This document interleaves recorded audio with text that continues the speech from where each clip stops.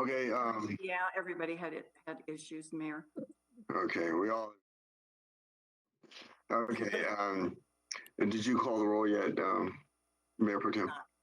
Okay, the meeting of the workshop for the Aurora City Council for Saturday, January 29, 2022 is called to order.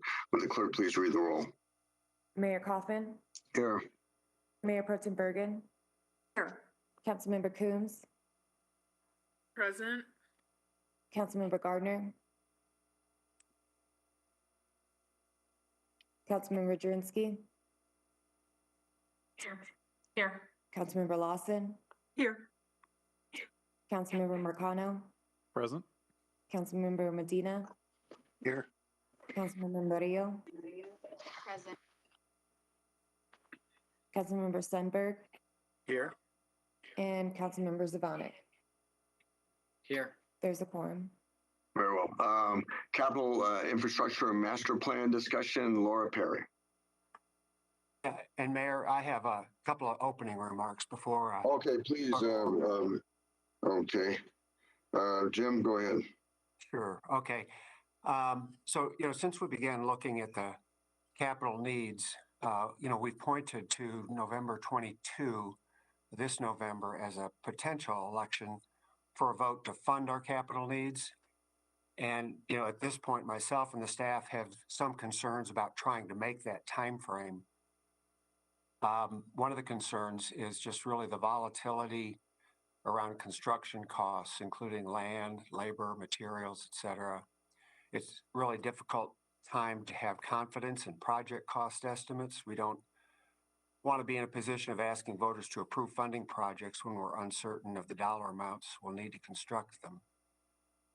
We're also hampered in that currently many of the estimates we're working with are 3+ years old, and it'll take time and some settling down in the economy to generate new estimates. There's also, the federal infrastructure funding that was passed, and it will be available. But at this time, we're lacking any clarity or guidance on how those dollars can be spent, what they can be spent on, when they'd be available, and what the process would be to attain them. Furthermore, we don't know when we'll know more about that. So to be able to have, we could potentially use federal funds to address some of our capital needs. But, at this time, we just don't know what will be available. And then finally, and probably most importantly, public engagement and community feedback is an issue. It's January now, and other than some brief discussions at town hall meetings, discussions with CABC, and then these council workshops, we've not had a program of informing the community of our needs or sought their ideas or input. To be able to have the open dialogue and engagement needed for public understanding of our infrastructure needs, how funding is required to improve their quality of life, we need to have multiple opportunities across the city on many occasions to have that robust dialogue. We need to be sure there is two-way communication, which will be a months-long effort. With those challenges in mind, we think it's best at this time to really focus on the list of projects that we've put together, the needs we've identified, get feedback from council as to whether there's agreement regarding, the importance of each of those projects. Hear from council if there's needs your constituents have talked to you about, or things that each of you believe, whether it's something in your ward or a citywide benefit, what those things may be, and things that we can do for further study, research, and discussion, et cetera. So really, like I said, we'd like to focus on the projects and the infrastructure needs that we've identified, and have that discussion, the discussion really focus on that today. So with that, we'll go ahead and turn it over to Laura. Can I ask a question? Mayor Pro Tem. Yes, thank you, Jim. And that makes a lot of sense in terms of the unpredictability of what's going on in the marketplace and everything. But since we awarded that contract how do we deal with that in terms, are they just on hold? Or Well- did we give out funds? The contracts for both the public engagement and then the project management, we are working with that team currently and plan to continue to work with them. Atkins, the project management team, is helping us with cost estimates and can continue to do that. And the engagement team will help us put together that program for, reaching out to the community, obtaining feedback and so on. So, Please proceed. sorry. So then we're planning to then possibly go out on the ballot a future year? Future year. Okay, thank you. You bet. Any other questions on this issue? Seeing none, Laura, the floor is yours. All right, thank you, Mayor. Good morning, Mayor, Council members, Laura Perry, Deputy City Manager. If I could have sharing ability, please.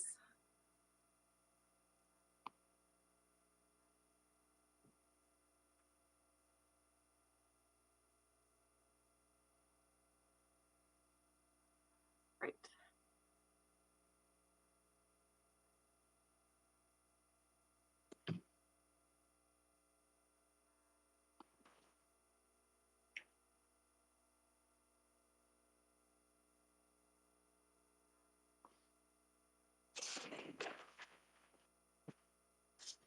Okay, excellent. Good morning.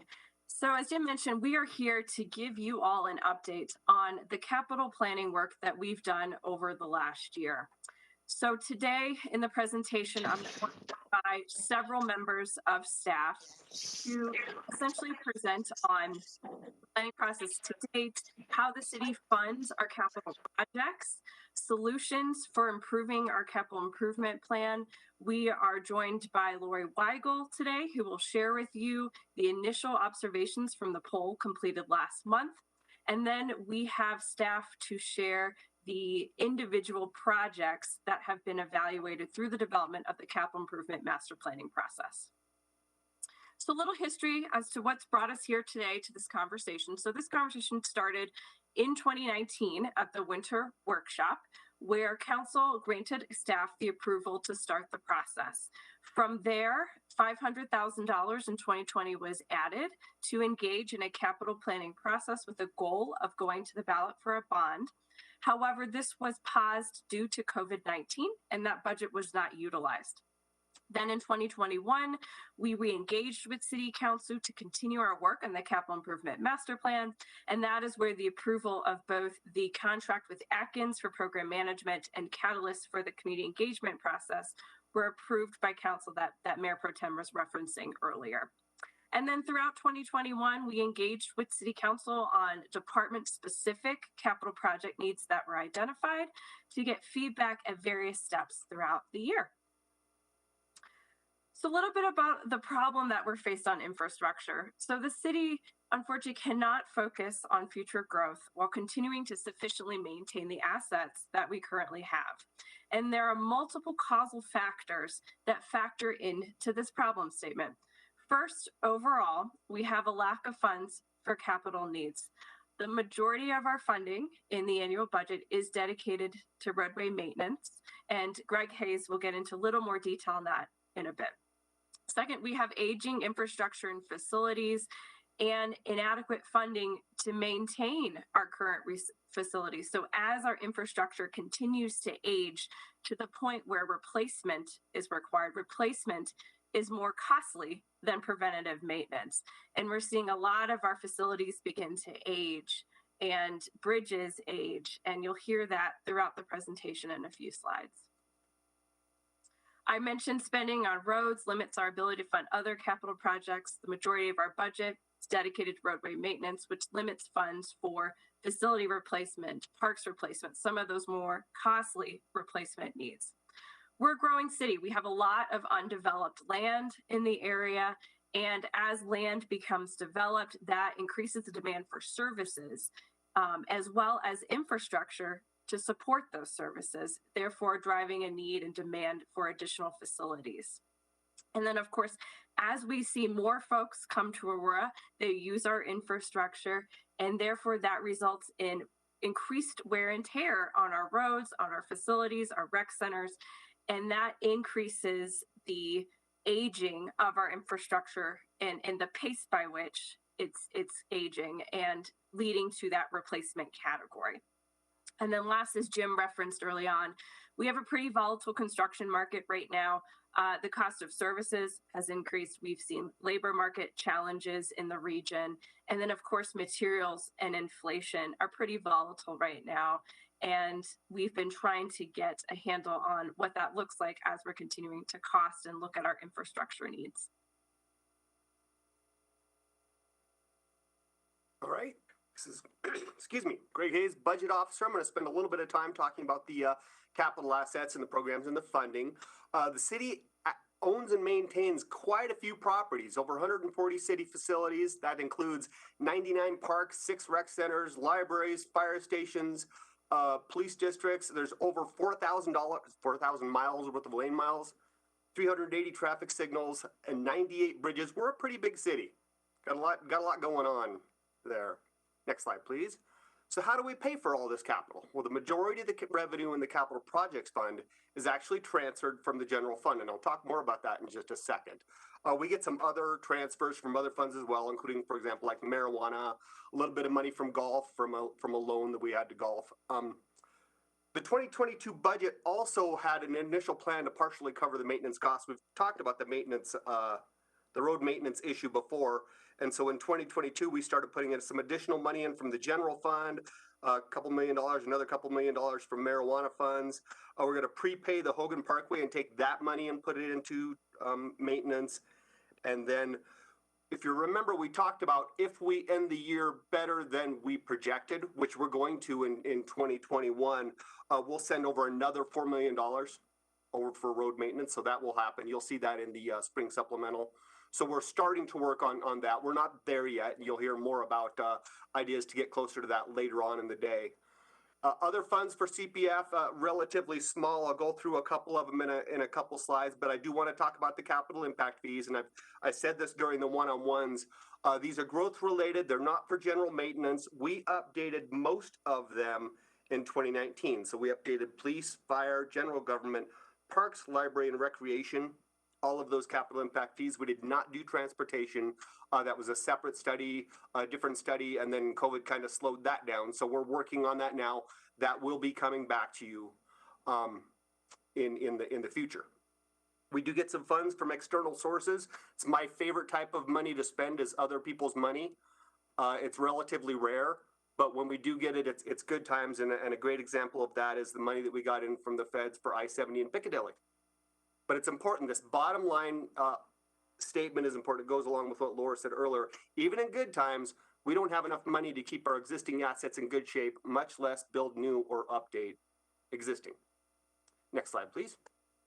So real fast, how we do our capital improvement program budgeting is that we fund a budget. And so what that means is that money will come in separate funds for their separate revenue sources, and they're used for that fund itself. So you'll notice the bottom line there, the water and wastewater funds are the two, probably the most where we spend most of our capital. That money comes in from those sources and are spent on those uses. The capital projects fund at the top there, that $62 million, that's mostly from the general fund, and it's mostly spent on road maintenance in public works. Next slide. So where does the capital projects fund get its revenue? So the single largest factor, almost $42 million, is from the general fund transfer, and we call it the ordinance transfer. What it is 14/15 of the building material use tax and 14/15 of the other equipment use tax. It's going to be all of those two revenue streams, except for we take out the part that was set in there for 2 per thousand. And then on top of that, we do 4% of all other revenues in there. So it's mostly building material use tax, mostly equipment use tax, and then 4% of everything else. On top of that, we'll do some one-time monies, and I went ahead and added the road maintenance monies to this as well. But if you think about a council, almost every year, we add some one-time monies in for things. And if you want to think about an idea of that, at the September 25th budget workshop, you all added $250,000 for traffic calming, and that would go in there as well.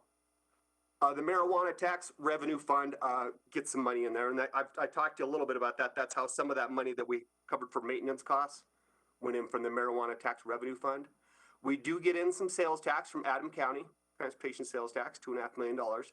There's that $13 million for capital impact fees. Now, the important thing about that is that they're for growth related. And so we have all these different pots that I talked about before, and we have to wait for the pots to fill up before we can build something with it. Usually now it's going to take about a decade. For example, we think it'll take about a decade to get enough money to build a fire station. And then the rest of the money just falls off quite a bit. A little bit of interest earnings, some street occupancy fee. If somebody needs to use the street for something, we have them pay, and then little chunks of other revenues. Next slide. In our uses, you'll notice this is the capital projects fund, $62 million. Most of that is in public works, and most of that is associated with maintenance. Now, some of you would look in here and say, well, wait a minute, I don't see, for example, police in there. There are police projects out there, but typically they're managed by public works. And so if you think about historically, we actually, in the past, I want to say decade, we redid District 2 building, but that project, the debt service on that project is in public works. And also Capstick is another one that we fixed up Capstick, and the debt service for that is in non-departmental. So it's really more of a management than anything else. Next slide. And with that, I'm going to give it back to Laura. Great. So now we get into solutions. So I referenced the 2019 workshop. So at that 2019 workshop, Council gave staff the approval to move forward with action steps for developing an improved capital plan, with the ultimate goal of having a well-funded capital program that balances all of the various needs, from addressing our infrastructure challenges with existing infrastructure, as well as new projects to support growth and just the ongoing annual maintenance. And so the process that was approved by Council really involved several steps in engaging multiple stakeholders, from City Council to the public to other key stakeholders in the city, to help inform and develop our capital plan. A little bit more on another solution, as Jim referenced, is our grant funding, and the Infrastructure Investment Act, as you know, was approved in November this last year. It includes $1.2 trillion in total spending over 5 years, with $550 billion in new spending through several authorization bills. The bill consists of various formula and competitive funding that's going to flow through various federal agencies like the Department of Transportation. And that funding will flow to various public entities like CDOT, Dr. Cog, etc. As Jim mentioned, we are working closely with our lobbyists to continue to understand the different streams of funding, how it will flow, timing, etc., and are eagerly awaiting more information on this. It is our understanding that there will not be direct allocations to local governments like we experienced with the American Rescue Plan, and that a lot of the funding will really be competitive through either the federal agencies or state. And so we are really focused on how do we coordinate regionally, build partnerships, and we'll talk about this in next steps with Council at the end of this presentation further.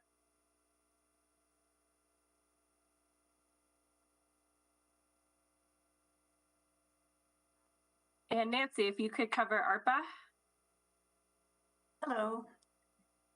Good morning, everyone. Thank you, Laura.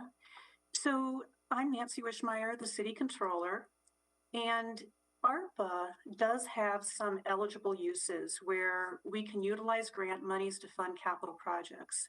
And these include, of course, making the necessary investments in water, sewer, and broadband infrastructure. And in the category of the responding to public health and negative economic impacts, we can fund capital projects like building affordable housing. We can also make physical building changes to promote social distancing, for example, technology improvements, ventilation improvements. And we can also use the funds to make investments in parks, public outdoor spaces, and recreation facilities.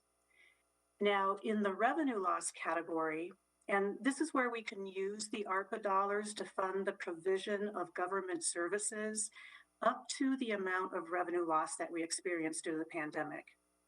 And under this expenditure category, transportation infrastructure is an eligible use.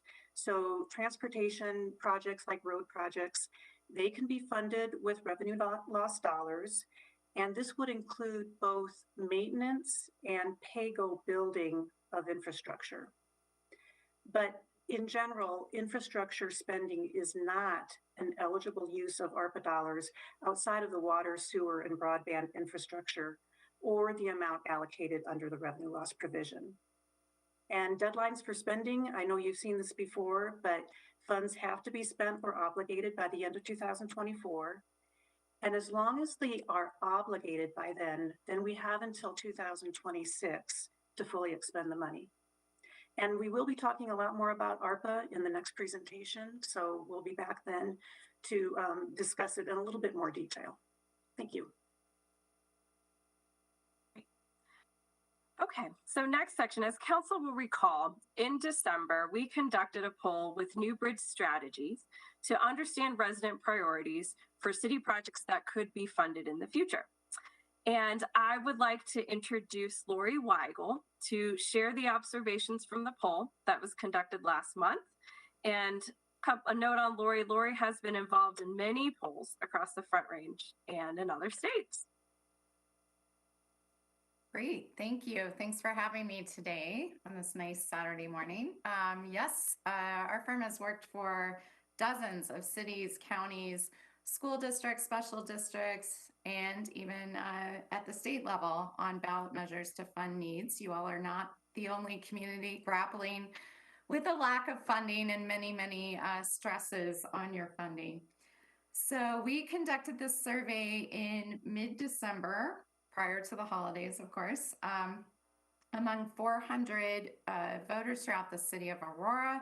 We do a number of things to ensure the representativeness of that sample. We set quotas in order to ensure that it's proportional throughout the city, that it's demographically representative as well of those who are likely to participate in an upcoming decision on these types of funding levels. We also ensured that there was access in both, and that interviews were conducted in English and Spanish, so that no one was excluded due to that language barrier.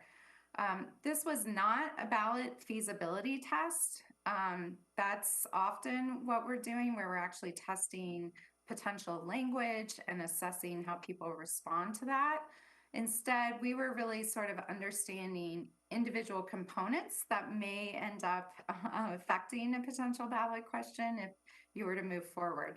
So primarily, we wanted to understand residents' priorities for city projects that could be funded in the future. And we'll talk more about those in just a second. So on the next slide, thank you.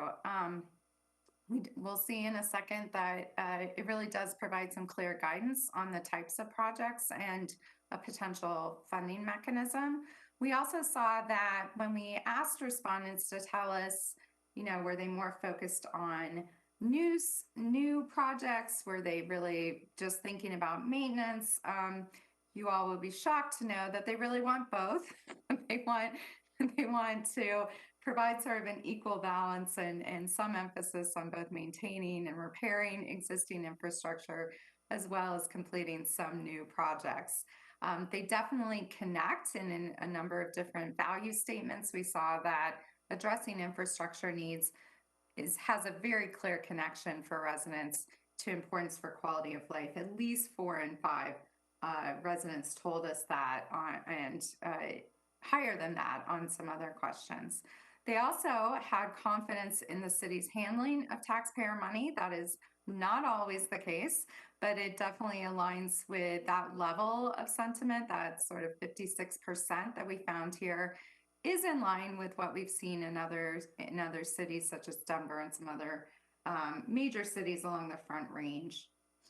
That said, it's always good to include some accountability provisions and to sort of shore up that confidence. We clearly saw that the majority were more likely to vote in favor of a potential proposal in the future if they knew that funds were independently audited. That's something the city does anyway, but highlighting that did have an impact and really resonated with a majority of those with whom we talked.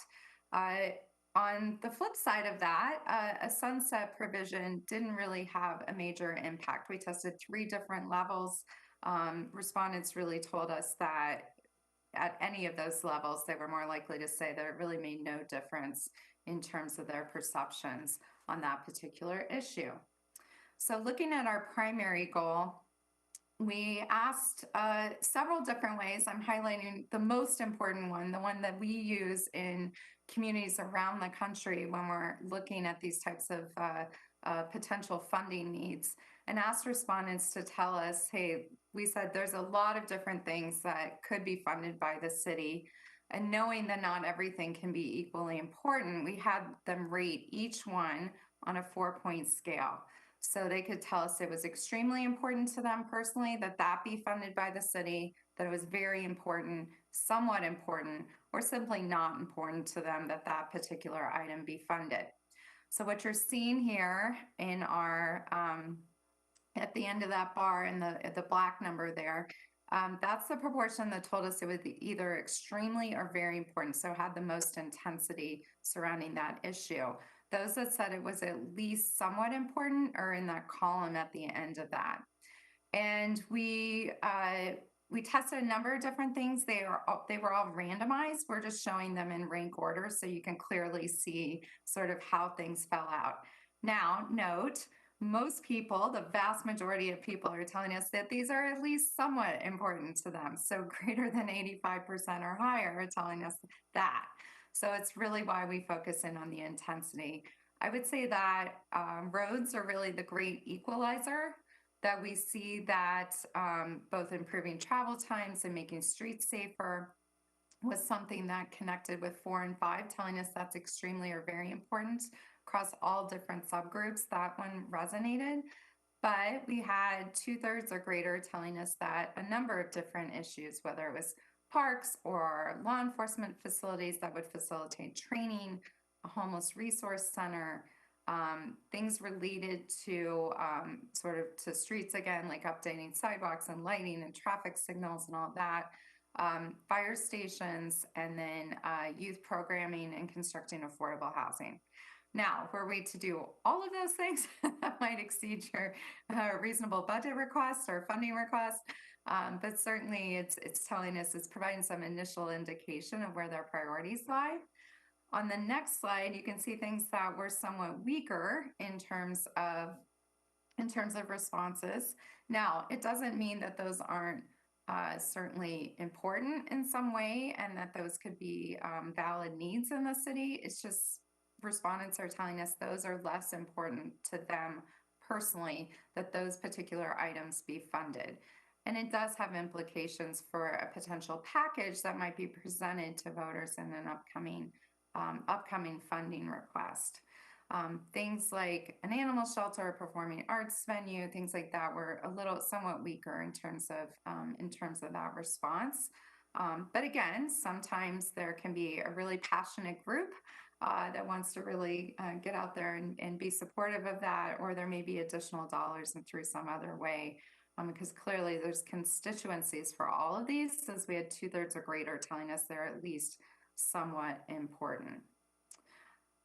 Now, how would you go about funding these? Well, that's certainly always the rub. We definitely saw that Aurora voters are very much in line with every other community in which we've asked their preference between these two potential funding mechanisms. So we asked about potentially funding through a sales tax versus a property tax, and just asked them to choose, or we also gave them the option of saying, does it make no difference in your feelings, or the city should raise neither of these types of taxes, which about 1 in 3 opted for that. But you can see when you post up a sales tax versus a property tax, and we saw it in some other places in the survey, there is a clear preference for a sales tax versus a property tax.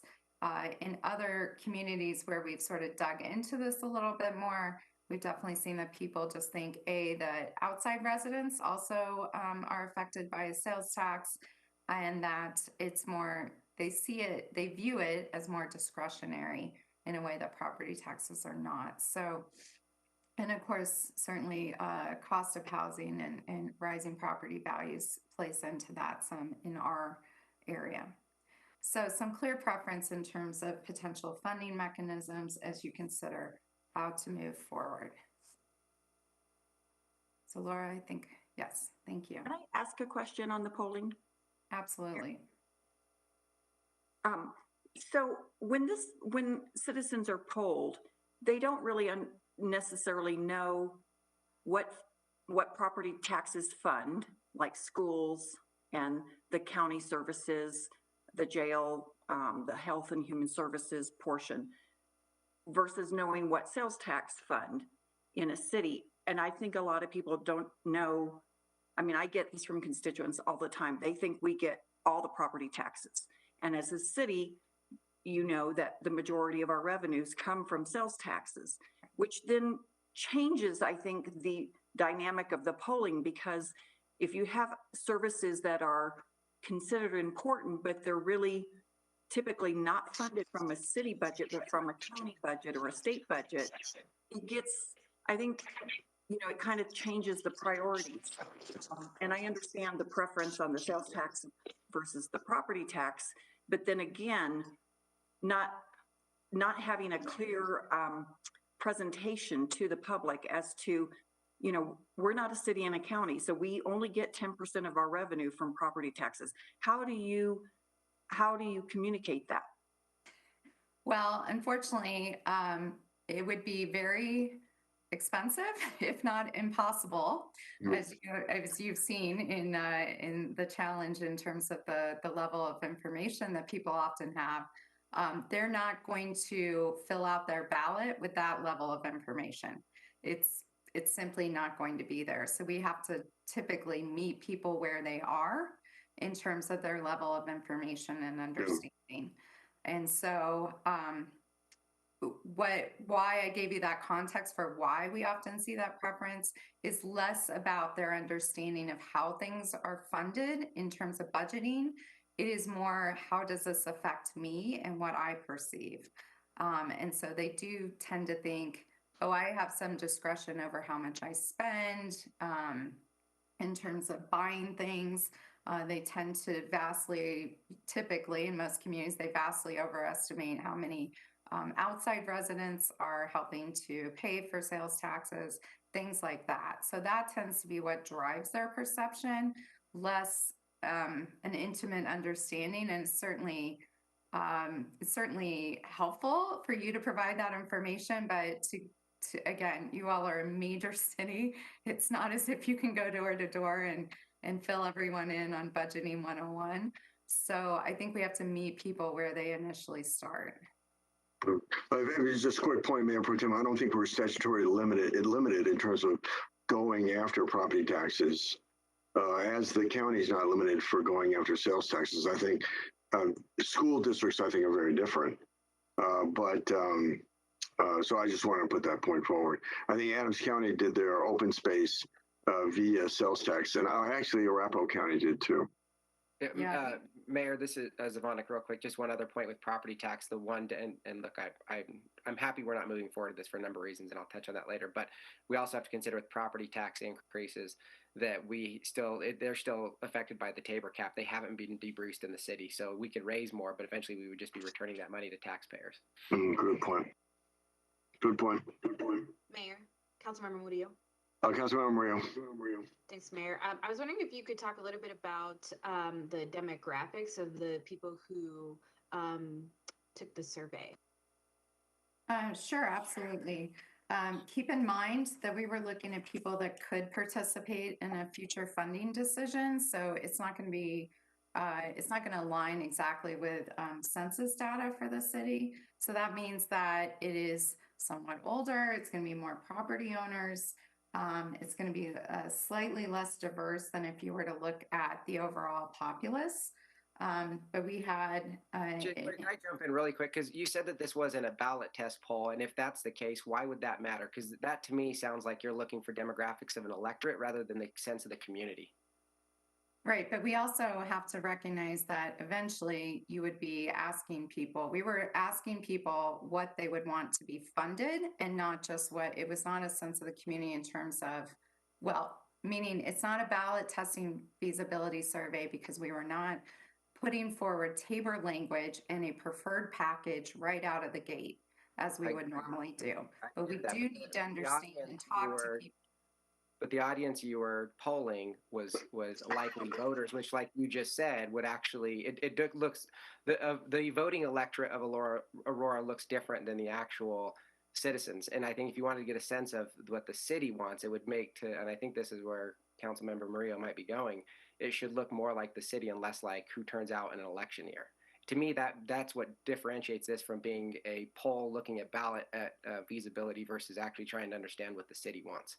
And you all have already conducted community-wide surveys that are looking at that other audience. And therefore, this wanted to be talking to people that will actually be able to weigh in on a potential proposal in the future so that we can ensure that it's aligning with their views as well.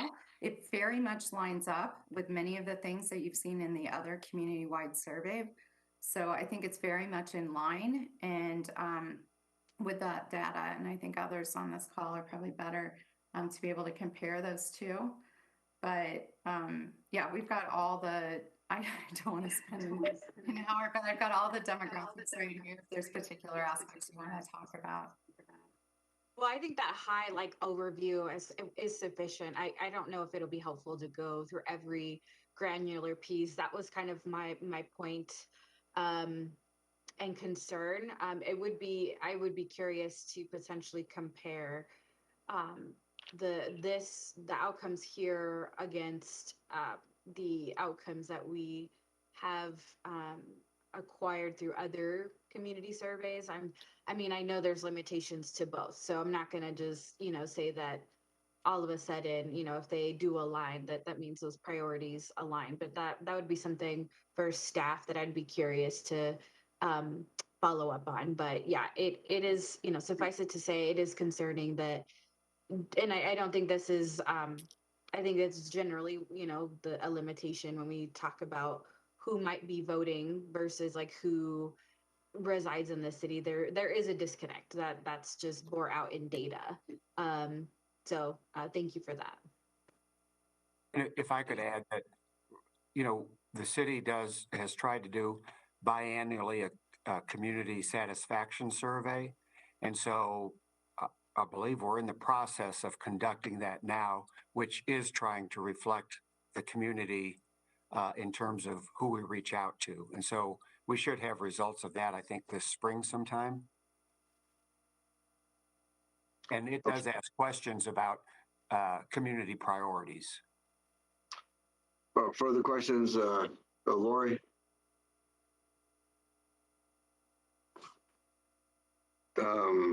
Anything else, Lori? No, but we don't go away, so we're accessible and happy to follow up on specific questions or things that might arise as you all move forward. Thanks very much. I appreciate it. Thank you. Okay, Laura, back to you. Great. So moving into the development of the capital improvement master plan itself. So the mission of the planning process really was to seek a sustainable solution to fund capital needs. And this is a working document that started with departments looking through needs through a departmental lens. So that includes, as I mentioned, addressing existing infrastructure needs, growth needs, major reconstruction, identifying existing deficiencies in already developed areas where infrastructure could be lacking, like sidewalks, and then ensure that Aurora is remaining attractive for economic development and job growth as infrastructure investment can stem both of those.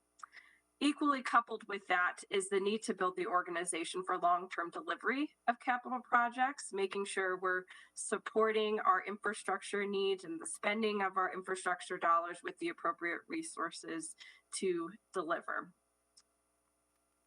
So through staff's informational gathering, projects were viewed through several needs, and that is a 5-year implementation schedule, addressing current and future needs, enhancing accessibility, supporting economic development, conformance with Aurora Places, and then again, improving our existing assets. And these categories were socialized and presented to council as part of the 2019 workshop. So these have continued to stay within staff's evaluation of projects. Again, I wanted to repeat, this is an iterative process, and we want to make sure that the plan will reflect council's priorities and community input. I wanted to touch quickly on community engagement. As we've mentioned as part of the process, stakeholder engagement is a huge piece of this. And so as part of the development of the next step for community engagement, we really want to make sure that we're touching and speaking to all stakeholders in the community and working closely with you in developing that plan to be able to reach all the various populations to ensure that this is a well built out and holistic plan that touches all of our needs. On the organization standpoint, in terms of how the plan is organized, we have classified the projects into several categories, and those categories are placed into 2 different tiers. And the tiering was an initial exercise by staff to evaluate projects with full recognition that council priorities need to be included. But obviously departmental needs, which are driven by operational demands and failing infrastructure, inquiries presented by council and the community. So the city has a lot of various intakes for project needs. We have the council request forms. We are meeting with the community in various meetings, and we're hearing about needs there. But we also have various capital plans, master plans that have completed in the city that also guide our infrastructure needs. So all of that was taken into account. Geographic distribution, ensuring that we're looking at every single corner of the city and addressing infrastructure needs. The asset condition I mentioned earlier, the initial feedback from the polling that Lori presented, and then the technical aspects of the projects themselves. So project readiness, where they are in terms of the delivery spectrum from concept to construction, and the ability to be able to implement these in a 5 to 7 year implementation timeframe for funding, various funding opportunities. And so in total, the plan that you'll see staff walk you through today totals over $500 million in identified need. And with that, I will turn it over to Cindy to start to walk through the various projects. Great, thank you. Good morning. Cindy Collett, Public Works Director. And so one of the first projects that's very important is the Peoria Bridge reconstruction over Sand Creek. This bridge was built in 1966. It is structurally deficient, and it is also a pinch point because the bridge is only 4 lanes wide, whereas Peoria North and South is a 6-lane facility. So this is a very important project to get the traffic flowing much better along Peoria. The second project, talking about corners of the city, Peoria is in the northwest corner, and then down southeast, we have the Gun Club Road project to widen Gun Club from Quincy to Aurora Parkway. We actually have preliminary design going on for this project right now to make us well poised to implement it when funding is available. And the issue with this segment of roadway, as many of you know, is that it is a 2-lane facility that carries 2.5 times the traffic volume than it should. And so very important to relieve the congestion in that area. Next, we have our traffic management center, along with some fiber optic communications.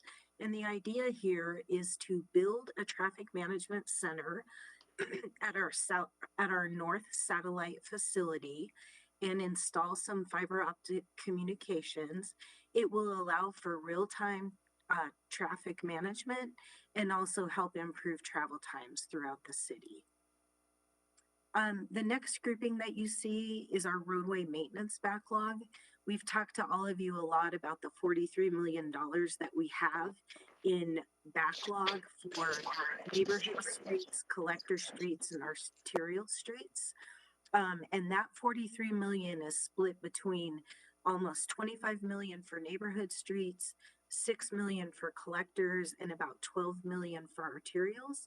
And then one of the other key pieces is whenever we do paving or surface treatments, the year prior to completing that work, we actually go in and do concrete repair around the areas to fix failing curb and gutter, sidewalks, if we have curb ramps that we need to update. So in addition to that 43 million of a backlog, we're also including the 13 million for the concrete repair. ADA compliance. We have many areas of the city that either have missing sidewalks or we're in need of sidewalk widening.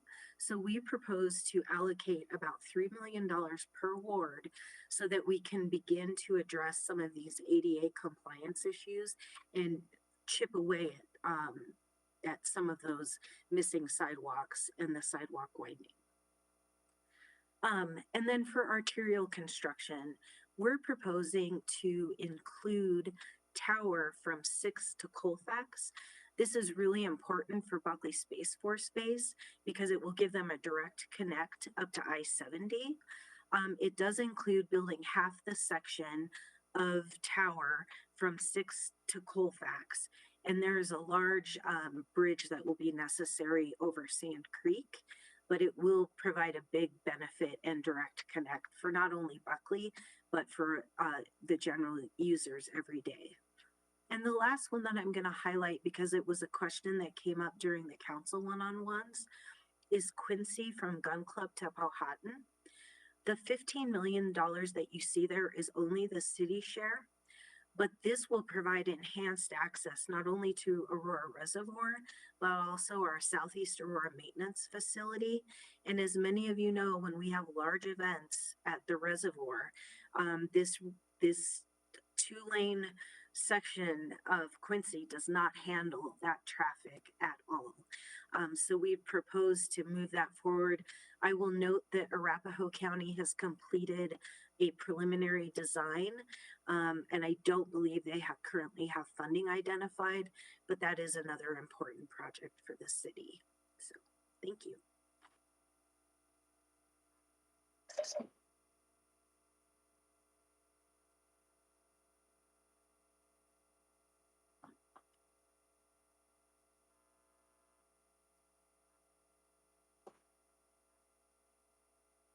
Can I ask a question? It's Cindy. Yeah. Just observation. When I was fairly new on council about 7 years ago, Gun Club Road, has always obviously been a concern. But I think in my mind, I remember the amount for what is now 26.5 million. I think I remember in my mind a figure of around 14 million. So that just goes to show the more time that goes by, how costs escalate. So I think when we're planning this, obviously as those projects get pushed out in when they can be done, those costs are going to escalate. Yes, and actually we are going through an effort with Atkins where they are giving us future escalation costs that we will be applying to these numbers for you. I'm sorry, Cindy, is Gun Club Road a state road? Gun Club Road to north of Quincy is a state facility. Gun Club Road south of Quincy is Arapahoe County and segments of Aurora. Okay, so we're going, this is for north. No, So, this is for south. I'm sorry, it's for south? Yes. Mm-hmm. Okay. So you go from Quincy back up into the Southlands area. Okay. Okay. One more question on it, please. Yeah, please.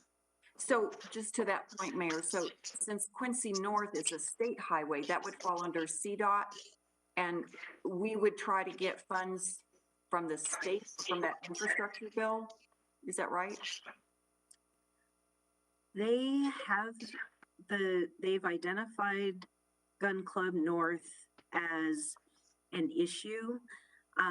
As far as committing funds, they have not Wow. made it a priority. We need to work with our delegation to the state legislature to make it a priority. That we need to focus. I get so many complaints on that. I'm sure that others do, particularly District 2, Ward 2. And so, yeah. Is there a rationale in terms of how they do priorities as to why it's not up on their list?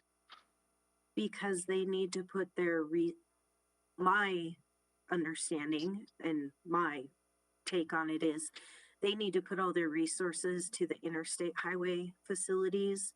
And because Gun Club is not an interstate highway, it is just not a priority for them. Well, okay. Okay, thanks. Yeah.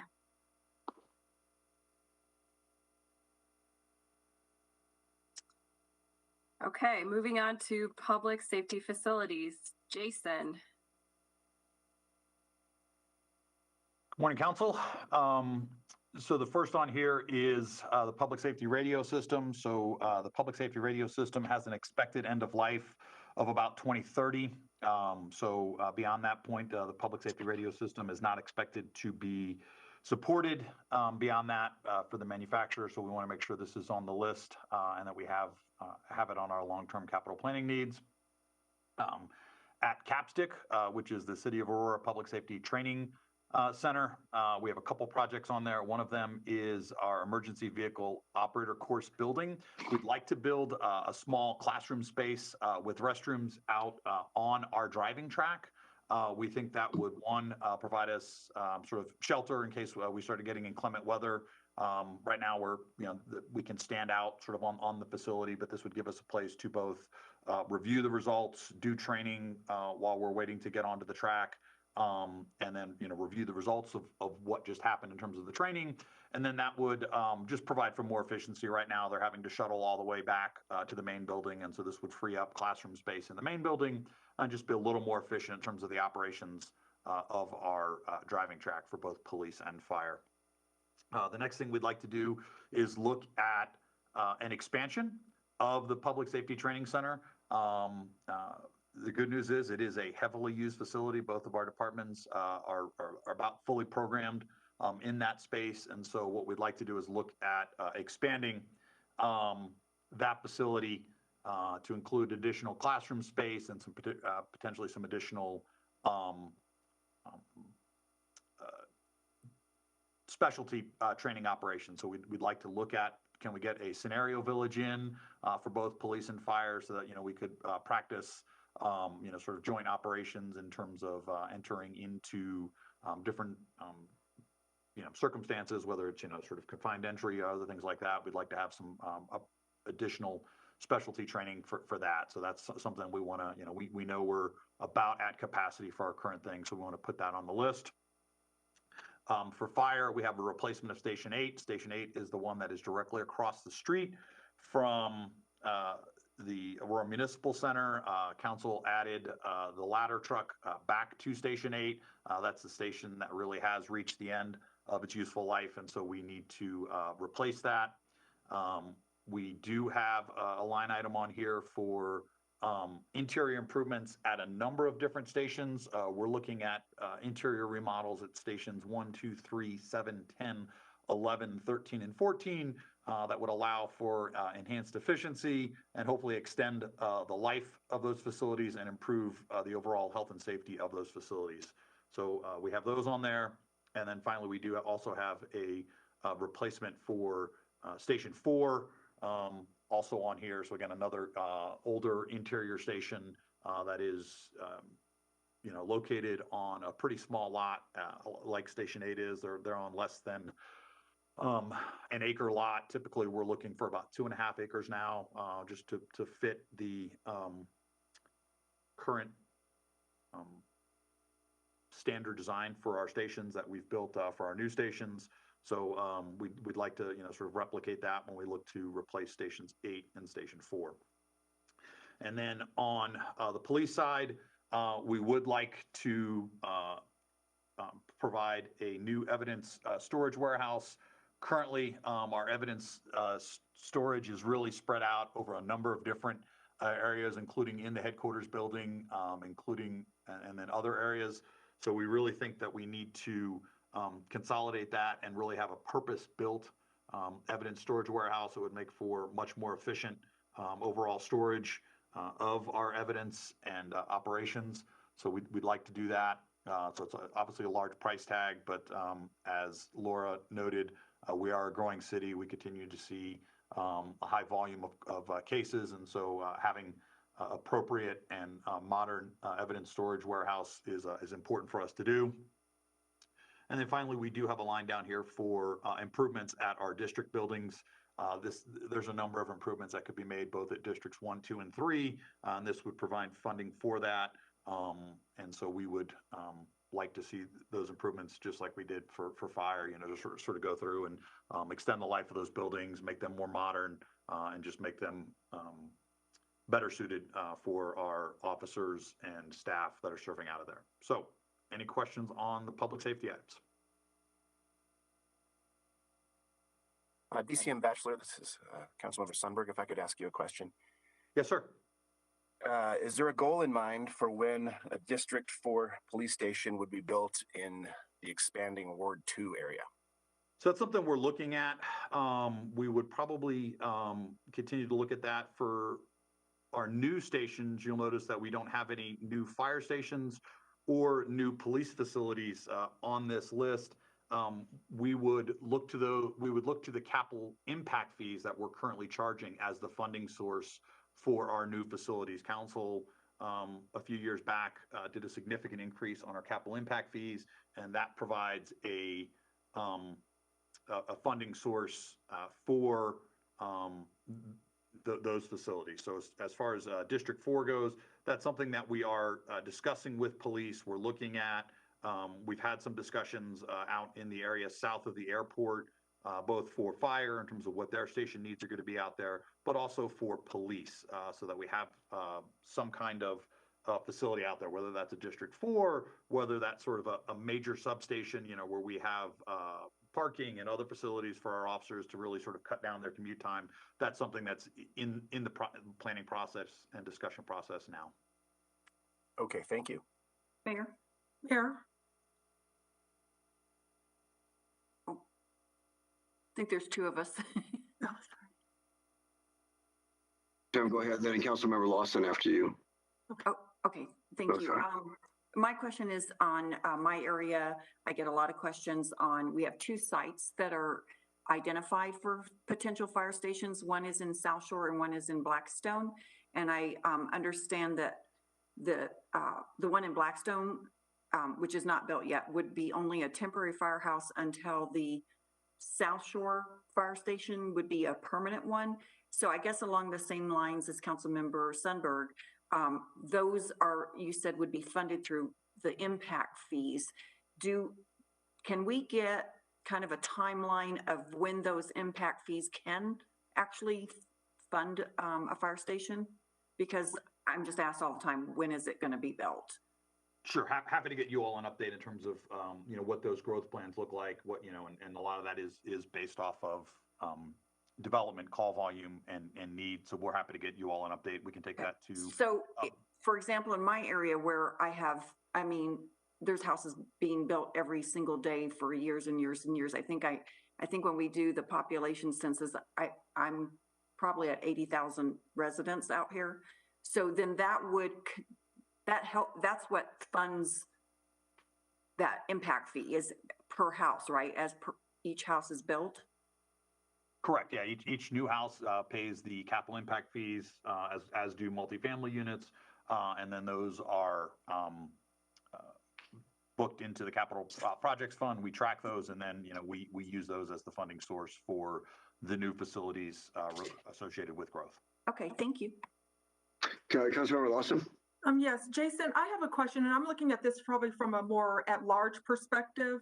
So when we're looking at growth planning and we're looking at public safety, has there ever been a thought, because building a fire station is expensive, building a police station is expensive. Has there ever been a thought, especially as we're building a lot out southeast, to maybe have a combined type of police and fire together, to see if that would, I know it'd be expensive, but to maybe alleviate some cost, but also make it more of a co-op type of situation, especially as we're building and just looking at cost. A fire station is expensive, but I'm just maybe conjoining those together. You've nailed it, ma'am. So that's one of the things we're looking at, particularly, we have that out at District 3. District 3 is co-located with both the dispatch center and the fire station there. So while they're in different buildings, what you have is economies of scale, because the site infrastructure, so bringing water, wastewater, all those things to the site, you get economies of scale. So that's one of the discussions that's currently ongoing as we talk about that area south of the airport. We are looking for that possibility to continue to have some type of shared public safety campus. And so we've looked at that, and so that is part of our planning and discussion. Mayor Murillo. Councilmember Murillo. Thank you. Jason, just on that note, but before I forget, when you do follow up on kind of those growth plans, is there any consideration for density? Because I understand, there's a lot of growth, but we can't forget, our urban core, our more dense areas, which is, kind of Ward 1. If you don't have an answer, just if you could include that in that follow-up. Happy to do so, ma'am. Thank you. Further questions? Well, Mayor, if I could just interject too, the capital impact fees will help defray the cost of new stations, but it's unlikely that they would, with the growth that we have, that they would totally pay for new fire stations. So we just need to keep that in mind. Further questions? Seeing now, Jason, thanks so much. Thank you, Mayor. Laura, deferring back to you. Great. Brooke Bell will present Parks, Recreation, and Open Space. Good morning, Mayor and Council. Before I launch into these projects, I'd like to share with you that we do have 3 large public communication efforts, or public engagement efforts that will occur this year. Primarily the PROS master plan. It's a system-wide master plan that will have robust public engagement that will inform the needs of the community going forward. It's a year-long project, most likely would be finished in the first quarter of 2023. And so while this is our first endeavor at looking at what the public may be interested in, certainly that engagement process will refine the projects that would be moved forward. We also have master plan amendments planned for the Signature Park area. I'll talk about that shortly. And also Red Tail Hawk Park to the south, which is a partially finished community park. So with regard to the projects on this list, the park renovation projects, there are 12 on this list. These are based on condition and age assessments. These are the top priority replacements of irrigation, park amenities like playground shelters, park paths, and there are 12 of them. With regard to the special use park at Quincy and Buckley, special use parks are, for example, in the Aurora system, we have the Wheel Park, we have Hoops Park, we have the Sports Park, which is the Aurora Sports Park, which is a very large special use park. So for this area, this is a 14-acre site that we could place pickleball. We could make it a pickleball park. It could be a combination of pickleball, tennis courts, other courts. basketball, and that is, again, at Quincy and Buckley. The third item on this list is the Utah pool. We have, when the Southeast Recreation Center is complete, we will have 4 full-service recreation centers in the city. By adding a community rooms and a gymnasium to the Utah pool, we can create a 5th full-service recreation center. With regard to Signature Park, this is a 125-acre property located at Quincy and Buckley. I'm sorry, yeah, Alameda. Quincy, Buckley, Alameda and Airport. My apologies. I was thinking of the pickleball court or pickleball special use park. So Signature Park is Alameda and Airport near the Buckley Space Force Base. It is 125 acres of undeveloped land. This would be the first phase of development, would include restoration of the Tollgate Creek that runs through the park. It would include playgrounds, shelter amenities, and an event facility. And then we chose Signature Park because of its central location to the city, which would provide access through, I would say, the best access throughout the city to a central location. And then the Beck Pool is the pool is over 40 years old. It's reaching its end of life. And so the concept for the Beck Pool is to replace all the mechanical systems, the pool, the hot tub, and create a facility that would serve our older adults, our therapeutic rehabilitation, and youth swimming. It would be a warm water pool with still have lanes. We would also consider a lazy river that allows folks to walk the lazy river against current, and then also a new modernized hot tub. The renovation would include also replacing the roof of the building. So those are the 5 projects listed for us. Questions of staff? Questions of staff? Mayor. Councilmember McConnell. Thank you, sir. And thank you, Brooke, for doing this part. I do have a couple of questions on the Utah Pool and Rec Center. I think when we had discussed some potential changes and like some of the requests that I gotten from community members for basketball courts last year, you mentioned that we would be conducting a community survey on, the desired amenities and like changes to the, to the park plan. Did that actually occur yet? No, that has not. And the basketball engagement, that was also planned for this year. Okay, great. So just wanted to make sure that didn't get lost, but I am excited about this. So thank you. Further questions? Seeing none, Brooke, thanks very much. Thank you. And then Laura, back to you. Great. So next we have libraries, and Ellie Watson will be presenting on the library projects. Good morning, council members and mayor. I'm Ellie Watson. I'm business services manager with Public Works. And last year I worked with library quite a bit on the AMC campus space study and an MLK study. So I wanted to kind of go over those projects with you. The first project on the list is renovations of the second floor at the MLK library. Last year, the second floor became available for expanded use of library services.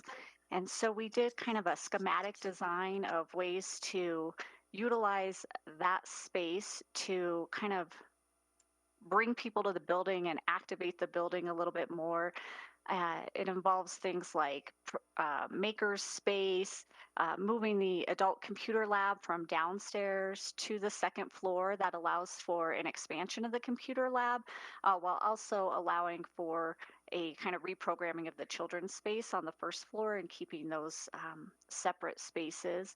Also will allow for more huddle and conference room spaces, and really just energize that space and give the library a chance to expand their programming. That Central Library was built in 1982, and as you know, the services that the library provides have really changed over the years, and right now there's more of a focus on the computer labs, reduced use of things like digital collections. And so the library is just really due for a significant investment to allow it to better use the space for the way that library programming is headed. So this looks at things like opening up the library to take advantage of the daylighting, especially in the double area space and where that great mural is. New lower shelves, changing some of those dated finishes, relocating the teen space to kind of make it a better user experience. Right now, it tends to be in kind of a noisy area of the library.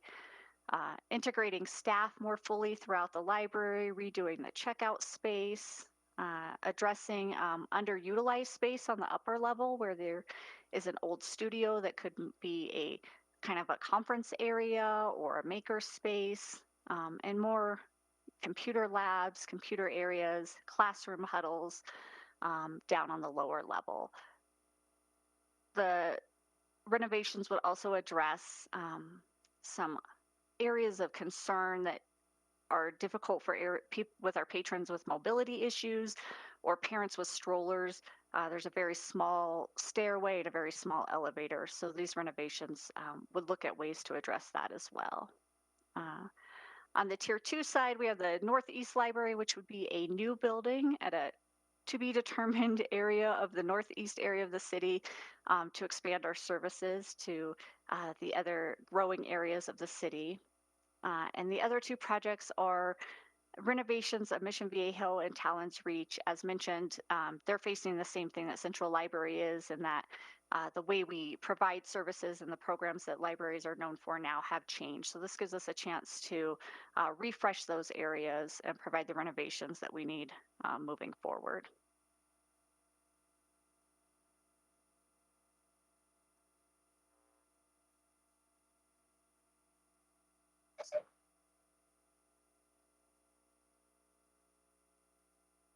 Questions?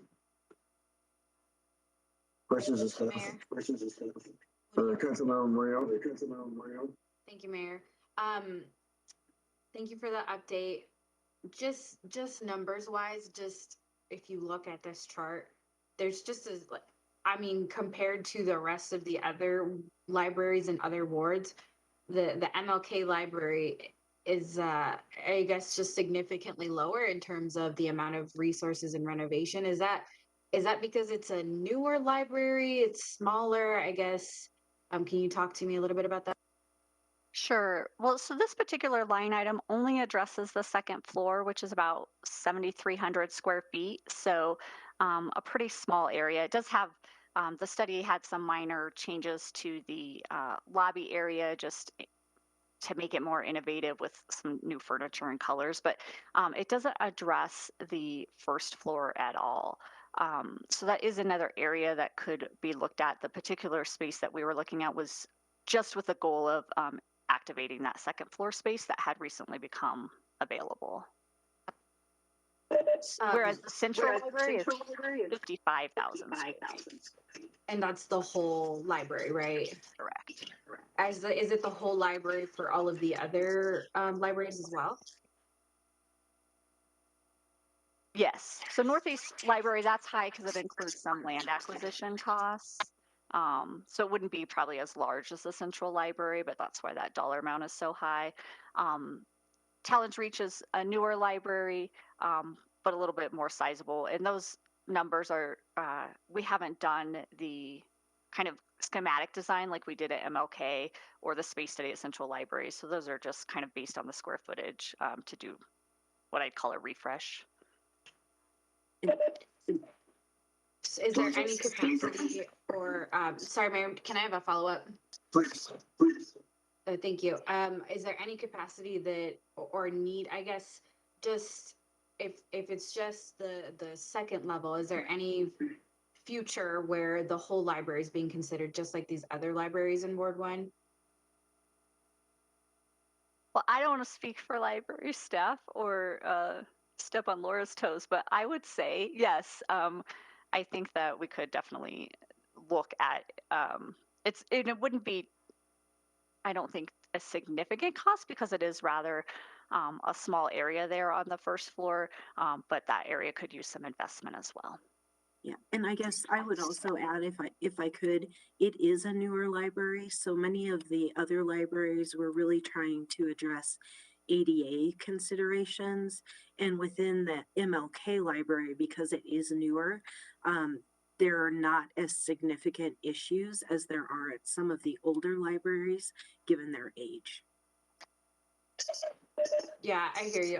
That would just be my request, is to take another look and, you know, just from like a parity standpoint, you know, just if we're gonna do the whole library, and I understand it may not amount, you know, I'm not looking for a specific dollar amount, but if we're gonna look at the whole library for the other ones, that would just be a request on my end. Councilmember Mario, we can definitely, absolutely look at that. No further questions? Seeing none, thank you for the presentation. Laura? Next is city facilities, and Cindy Collop will touch on these projects. Yeah, hello again. So as you know, we are in the process of scoping our ADA transition plan with our selected consultant.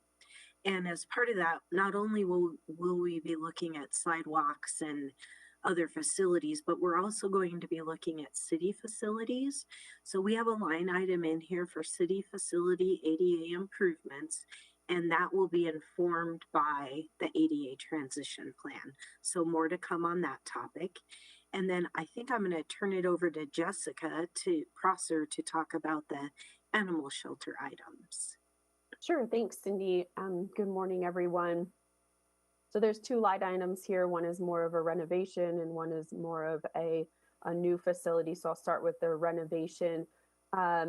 The current animal shelter is in a building that's aging, that wasn't fully designed from the beginning to be a shelter. So there's some considerations of things. The outdoor area is across the parking lot. So creating some space where there can be some indoor-outdoor runs would be really beneficial. We only have one area for isolation. That's if an animal becomes sick. We don't want to spread throughout the entire facility in that kind of instance. Some of the kennel areas still need to be replaced. We have some rusting on the floor, and that impacts some of our state level inspections every year. We obviously do a lot of spraying. The floor is wet often. And then some renovations to the reception area to make it more comfortable for adoptions, for people to come in and have some different separate areas. It also gets very loud in the shelter. If you've ever visited, it's a very loud facility. So creating some spaces there. And then in terms of a new shelter, this could be, we've thought of either a replacement or an addition. Where the current shelter is located is very far from some of our neighborhoods in Aurora, and so creates a lot of distance for travel, especially when you have animals in a vehicle and trying to keep them warm or cool throughout the year. A better outdoor area, again, the surgical area we currently have in the existing shelter feels kind of like it's built into an old closet if you've ever visited, so a proper space there, and again, just a newer facility that would be really intentionally designed around animal care and our adoption process. So I will stop there. Thank you. Questions to staff? Mayor? Mayor Pro Tem. Yes, and I know on the list, the new facility that could possibly be in Southeast Aurora, obviously is a significant cost, but I would say, you know, the size of our city being as large as it is, it would be really beneficial to have another shelter facility. You know, I think there's people that would like to adopt animals and don't necessarily go all the way to our current one. So I'm just happy it's on the list. Further questions?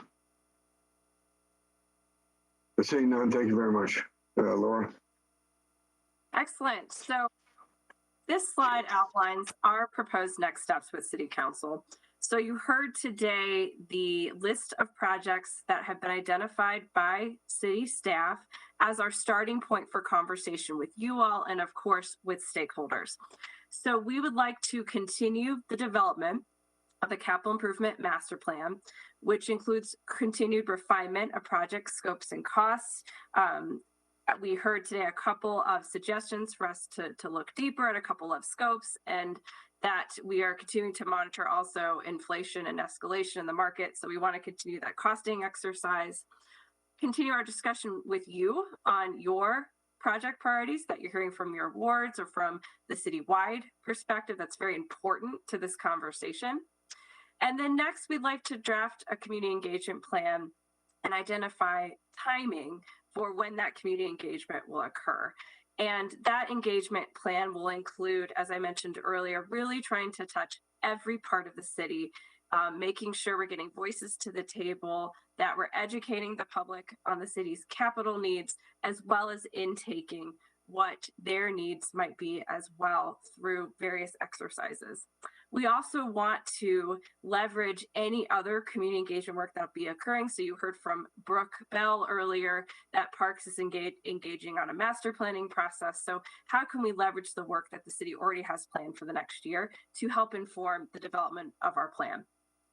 And that really gets to the ongoing communication and education around the plan and our capital needs in the city. And then last, as you heard, we have several state and federal grant funding opportunities that will be available to us. There is a Dr. Cog Transportation Improvement Plan cycle tip this year. There is also the infrastructure bill, ARPA, which will be your conversation later today.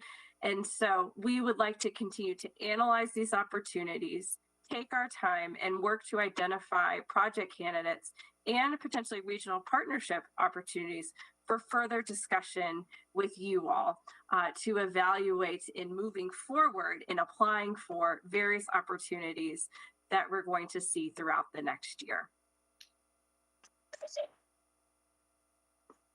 Any further questions of Laura? Okay. Okay. Does council have any feedback on the identified project priorities presented? Okay. Mayor Zvonek. Councilmember Zvonek.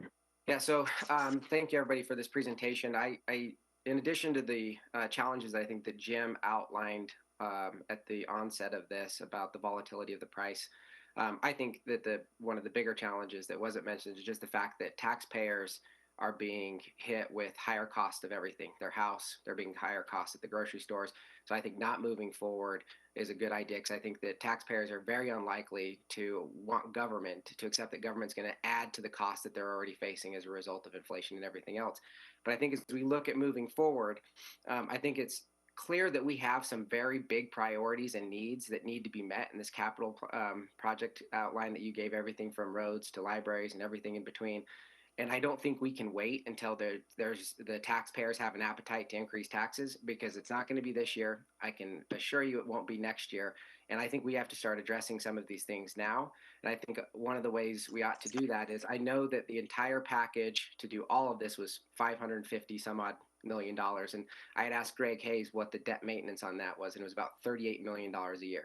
I think what we ought to do is really take a hard look at those tier one priorities and winnow that down and figure out what size of a bond package we would need, look at existing assets and revenue and figure out how we can get it done now so that we can address these capital needs without going to taxpayers for more money.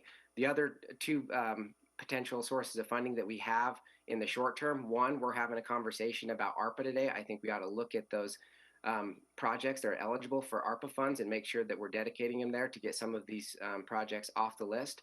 And as Greg mentioned, we're going to get the federal funds at some point in time. And he said it's nice to spend other people's money, but I think we have to keep in mind that all government money is other people's money. So we want to make sure that we are addressing these issues with the revenue that we already have from taxpayers immediately, not just wait for a potential tax increase. And then the final thing, later on, we're going to talk about road maintenance. I think it's going to be critical that we, as we move forward, that we have a plan to make sure that our road maintenance is funded on an annual basis so that we don't continue to add to that deferred maintenance number that Cindy highlighted, which is now somewhere in the neighborhood of $50 million.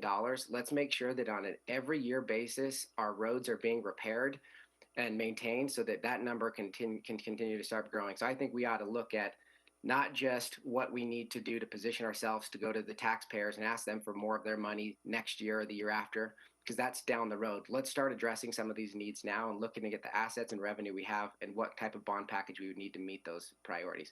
That's all I have, Mayor.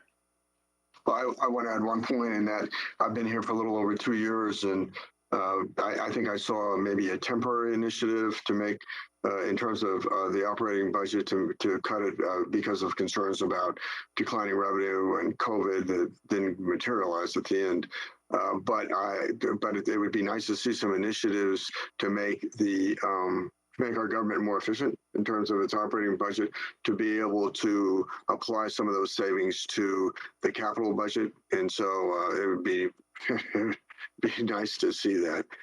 Further discussion, Mayor Pro Tem.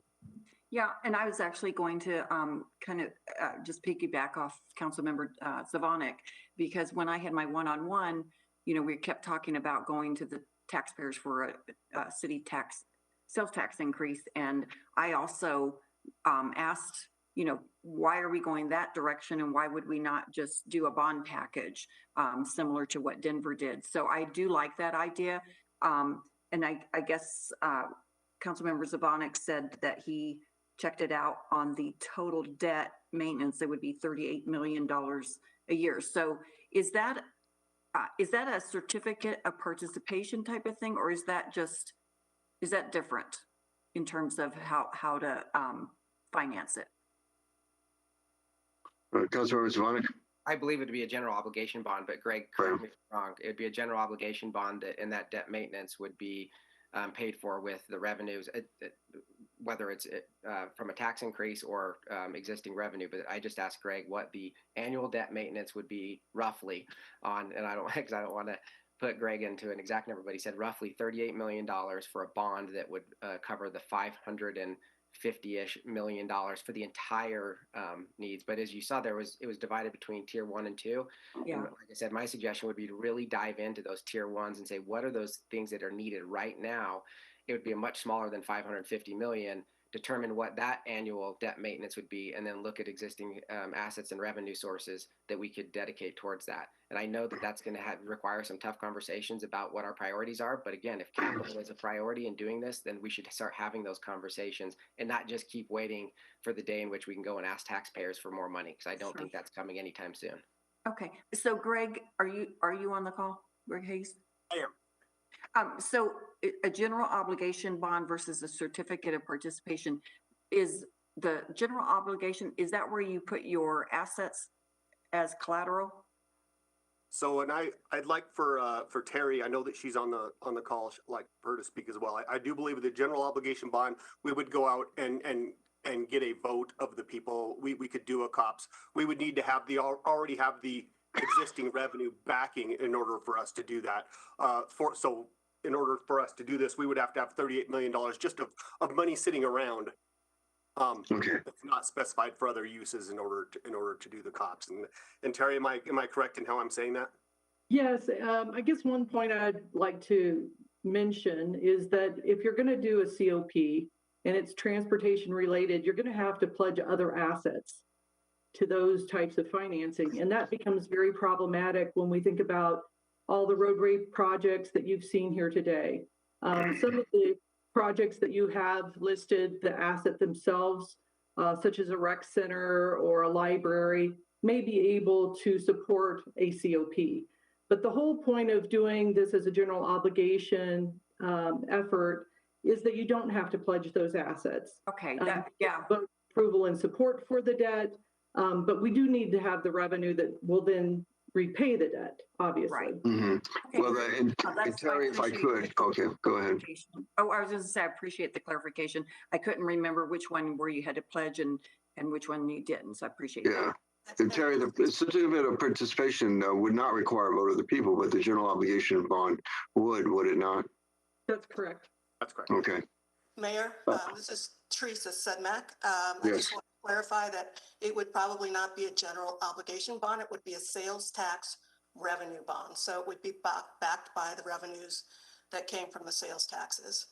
Even if it were, but if we were not, what Councilmember Zvonek is saying, let's not have a tax increase. Let's use existing revenue for the debt service requirements. Then that's correct. There wouldn't be any bonding in that event.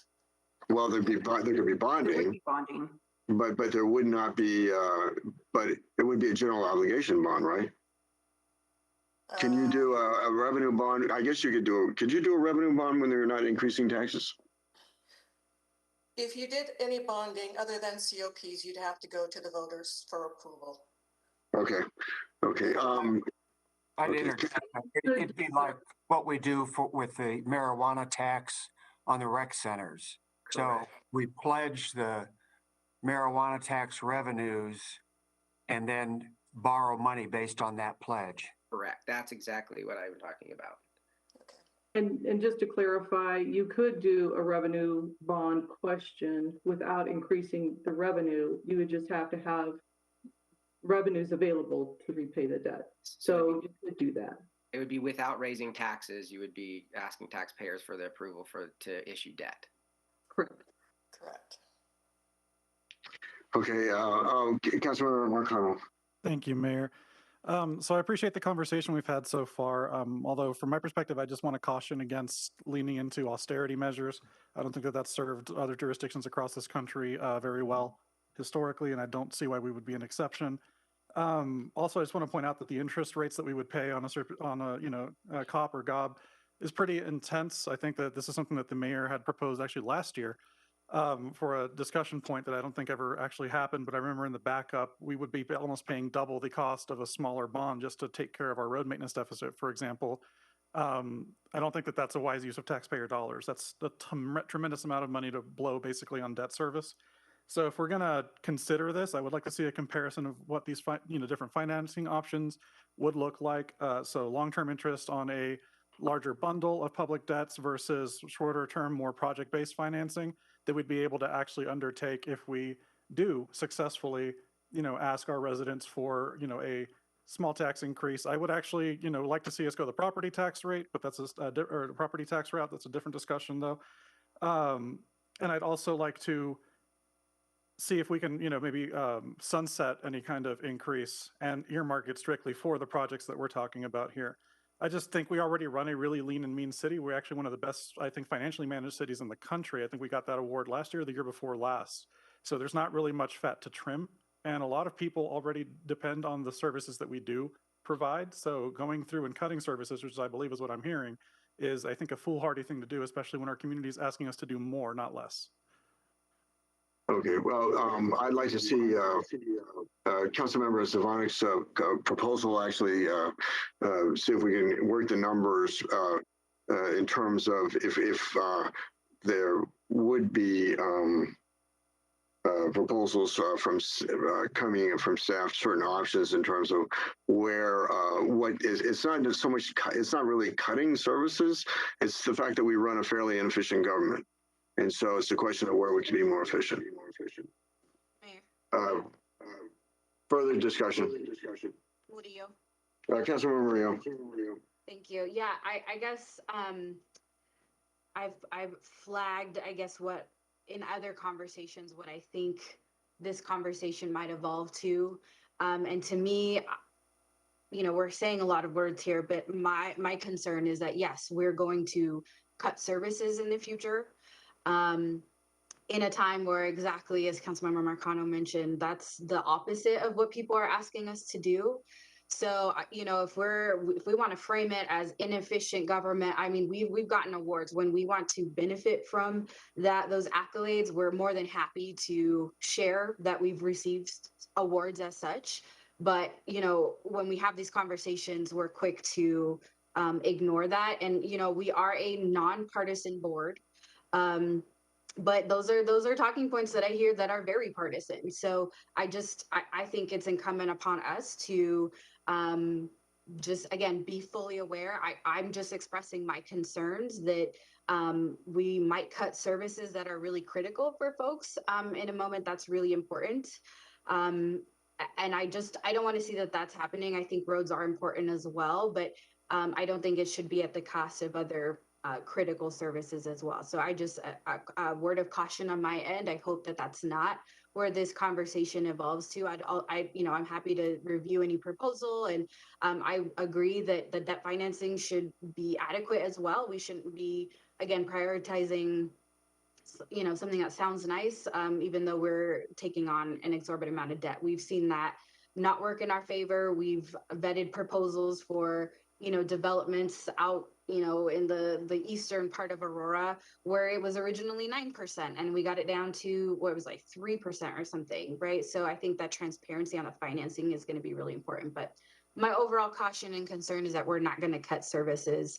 We are a nonpartisan board, but I'm seeing a lot of partisan values being advanced, and I want to make sure that there's, that there isn't, that's not going to happen. I'm not sure efficiency in government is a partisan issue. There's further discussion. Mayor. Councilmember Coombs. Thank you. So I just want to add, in addition to, yes, I'm happy to look at any proposal, but I am concerned about the costs of debt financing. They can be extremely expensive for cities. And I think any proposal to spend $38 million, whatever the reason, is something we should be looking at very closely, not just saying, oh, it's only 38 million on 550 million, no problem. That increases it to over $600 million, or sorry, nearly $600 million. So we need to look closely at what the actual costs of financing the debt are. But in addition, the city of Aurora has not raised taxes since 1993. So I think we need to not be looking at this as if we are a city that has been raising taxes in the way that many of our neighboring cities have. We should be able to find a way to get a modest tax increase to ensure that we are funding massive expansion, because I think that's the other thing. We've had much larger expansion of our infrastructure already and are looking to even greater expansion of our infrastructure than most cities that do have tax increases. So we need to be looking at the whole big picture and not just the slogan of no new taxes, because that's a fine slogan, but we all know that services and infrastructure cost money, and we need to provide what's best for our residents. And that may mean a modest tax increase. So I think we need to look at all of our options and not write any of them off out of hand. Mayor? Mayor Pro Tem. Yeah, I think it's important, for taxpayers to have full, transparency. Obviously, I think these are things that we're looking at options of how to fund infrastructure, which is a huge amount. And I think what Councilmember Zvonek said was that 38 million was based off 550 million plus. And obviously we don't need to do a general obligation bond on that entire amount. I think he said if we look at prioritizing things, that could be cut in half. It was my understanding as well. But in addition to taxes, we talk about sales tax and property taxes. I know my property tax just came in the mail and it's very, very, very high. But we also have a lot of fees. So I think people forget how many fees are, whether it's your cable bill or your water bill or whatever, those are impacting people's ability to budget as well, their finances. Further discussion. Mayor, I just want to jump in real quick. And the Mayor Pro Tem is correct in saying that 38 million was for the entire $550 million worth of needs. But as we know, we have ARPA funds, and we're going to have a discussion about that today. And there are some of these projects that we ought to look at funding with that. And that won't be a big portion of that, clearly. We also have the federal dollars that are going to come in at some point in time that we'll be able to address. And then I think we have to prioritize. I think the idea of raising taxes, it's not about no new taxes. It's just being real with ourselves. If we put a ballot measure on this year, go ahead. Voters are going to reject it, and they're going to reject it next year. People are paying more for every aspect of their life right now. We've got to stop trying to add more to the cost of living. There's a reason that even Governor Polis suspended a 2-cent increase on gas this year, a fee on gas this year, because he knows that voters don't want to pay more right now. So we can either have a serious conversation about the things we can and should do to address these needs, or we can continue to pretend that taxpayers are going to keep answering the call whenever we ask to dig deeper in their pockets, which just isn't going to happen. So this isn't a partisan issue. This is an issue of city government has a responsibility to ensure that our capital needs are met, our capital needs are met, and we have an ability to start doing that in a very prioritized and strategic way. And we got to put all options on the table. And the one of the option of going to taxpayers and asking them for more money, it's not based in reality. Okay, could staff, I'd like a question of staff. Could you, when was the last time that there was a referred measure for a tax increase on the ballot, and what were the results? Mayor, while that question's being answered. Oh, yeah, please. Councilmember Moreno. Yeah, so I just want to clarify, I think how we frame the conversation can totally end up being partisan, right? In and of itself, road maintenance, certainly we all use the road, sure. The details matter though, how we go about that, right? What we are prioritizing over what other services we are using, that 100% will be partisan. So that is my caution and my concern is that it sounds all good and nice, and I'm open for the discussion. Let's have the discussion. I want to work with my colleagues. However, when it comes time to make tough decisions, that's where I have concern. That's where we need to be careful about what we're doing and decisions that we're. Is there an answer yet from the question from staff? I can start. Greg Hayes, Budget Office. I will talk. Barry Ballot.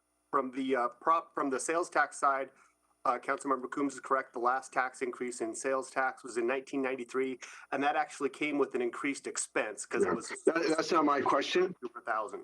Yeah, that's not my question. Okay. My question was, when was the last time there was not that it passed, or what? When was the last time there was a referred measure for a tax increase to the ballot? So, on the property tax side, we've tried a couple times. We had one success back in 2000 for some things. We tried again in 2012. That failed, and then in 2014, and those years are pretty close. What was 2014? I'm sorry. What was the result? That failed as well. The property tax. Okay, thank you. Mayor, and I just want to point out one thing with the property tax, because I know that Councilmember Marcano mentioned it, is that in Aurora, property tax are still subject to the Tabor cap. So if we raise property taxes, you could raise them up and keep raising them, but we're going to give a refund. In fact, I believe, and Greg, correct me if I'm wrong, that we are already over the Tabor revenue cap and are refunding money from property taxes. So if we raise them, we're just refunding them to voters. Although you're right, we are over that. We can, and Jason, I'd like you to help me out with this. We can adjust the narrative to say, to basically debruce that specific piece of the property tax. Yeah, so you'd have to debruce it first and then raise taxes. Well, the question would be asked such that the property tax mill levy would be set to collect what is necessary to service the amount of debt that's authorized. So that portion of it that is necessary for the debt service would not be subject to the Tabor cap. So typically on all mill levies for every jurisdiction, there's an operations and maintenance piece, and then there is a debt service piece. And the way questions are asked here in Colorado, debt service portions of mill levies are de facto not a part of the Tabor cap. Right. Yep. Mayor. Councilmember O'Connell. I'm sorry. Thank you, sir. Yeah, Councilmember Zvonek, you're correct. We would have to we would have to debruce, and thank you, staff, for that explanation there, because that was kind of the angle that I think we've discussed in previous years in our workshops. So you weren't on council at the time, so I probably should have added some more context there, but that's the direction that I was going with that comment. And more generally, to address infrastructure needs here, I think that we as a council really need to revisit and potentially revise both our Unified Development Ordinance and our comprehensive plan, because part of the issue that we're looking at here is just how we have chosen to grow in the city of Aurora, I think is frankly unsustainable. from a long-term capital infrastructure cost. That's what we're seeing now. So I think, to summarize kind of like my feelings about this, I think we should try to pay down as much of the deferred maintenance as we can on our roads, but also make sure that we're not continuing to dig this hole. I think that we need to move towards a more dense kind of, development philosophy as opposed to, just basically endless suburban sprawl. There's a lot less, infrastructure that needs to go in to support denser housing options. And I just think that it's the responsible thing to do to ensure that we have a financially sustainable city. And also, we have, if I'm not mistaken, a fairly sizable piggy bank right now. We are, again, an exceptionally well-financed and run city.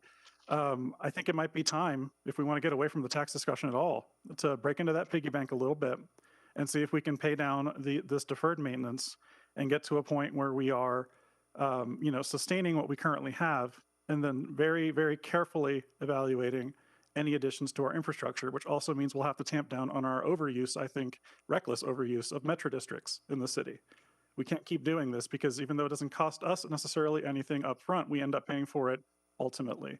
And that, we have to pay the piper at some point, and we can't afford to do so, as our, I think, opening problem statement to that infrastructure portion of this presentation very clearly laid out for us. So just some food for thought, but I'm hoping we can have that conversation this year, because I think it needs to be done. Further discussion?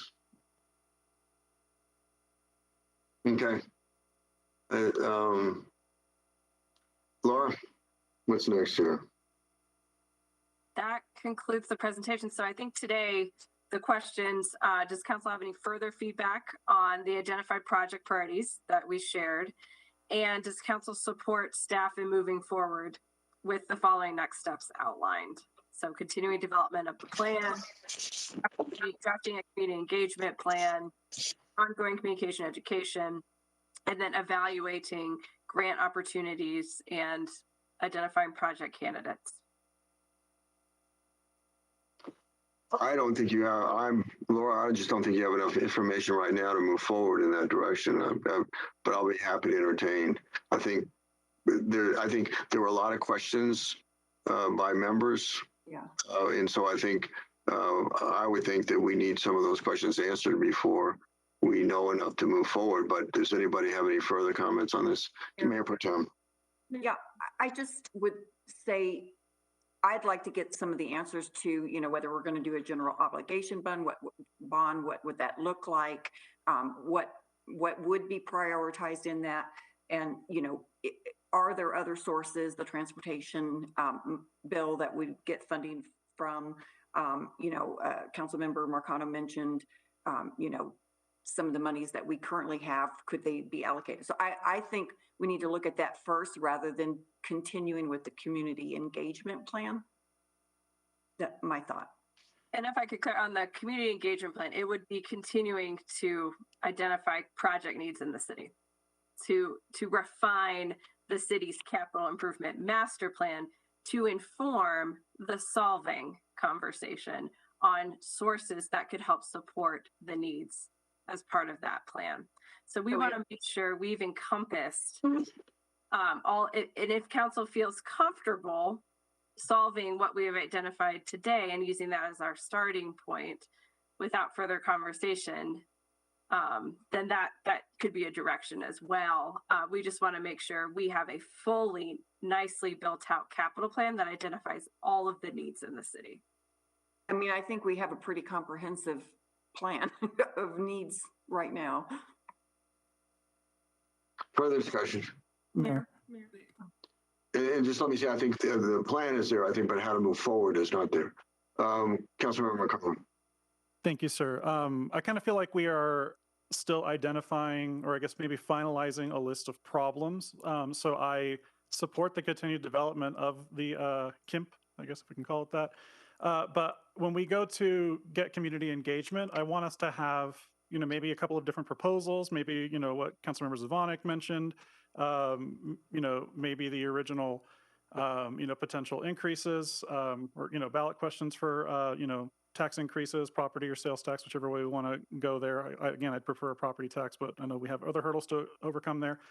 Maybe using dipping into our savings to address some of these issues. And, also do education around, basically the pros and cons of each approach. I think that's the best way to move forward with that. So I guess I'm feeling kind of split. I want the continuation of the development of the plan. And I want us to start thinking about how we can educate the community, but I also want us to come up with solutions that we want to bring to the community as well, and have that come at the same time. I don't think we're quite at the solutions point yet, but we're close. Further comments? Mayor Zavonik. Councilmember Zavonik. I think that we have the start of what we need to in order to get to that solution. This is a really comprehensive list of which we don't have the funding for all of it available. So I think, again, let's look at that tier one, let's prioritize within it, and let's start moving on some of these things. Let's start doing things for our city and getting some of these projects done instead of continuing to add. We can add to the list. I think we can chew gum and walk at the same time, keep adding to the list, but let's take what we already know and let's develop a plan to start addressing these things. And we can have a bunch of different options. And I would love our pollster to go and ask voters if they want to raise property taxes, raise sales taxes, or fund these projects with existing revenue. Do that poll, please.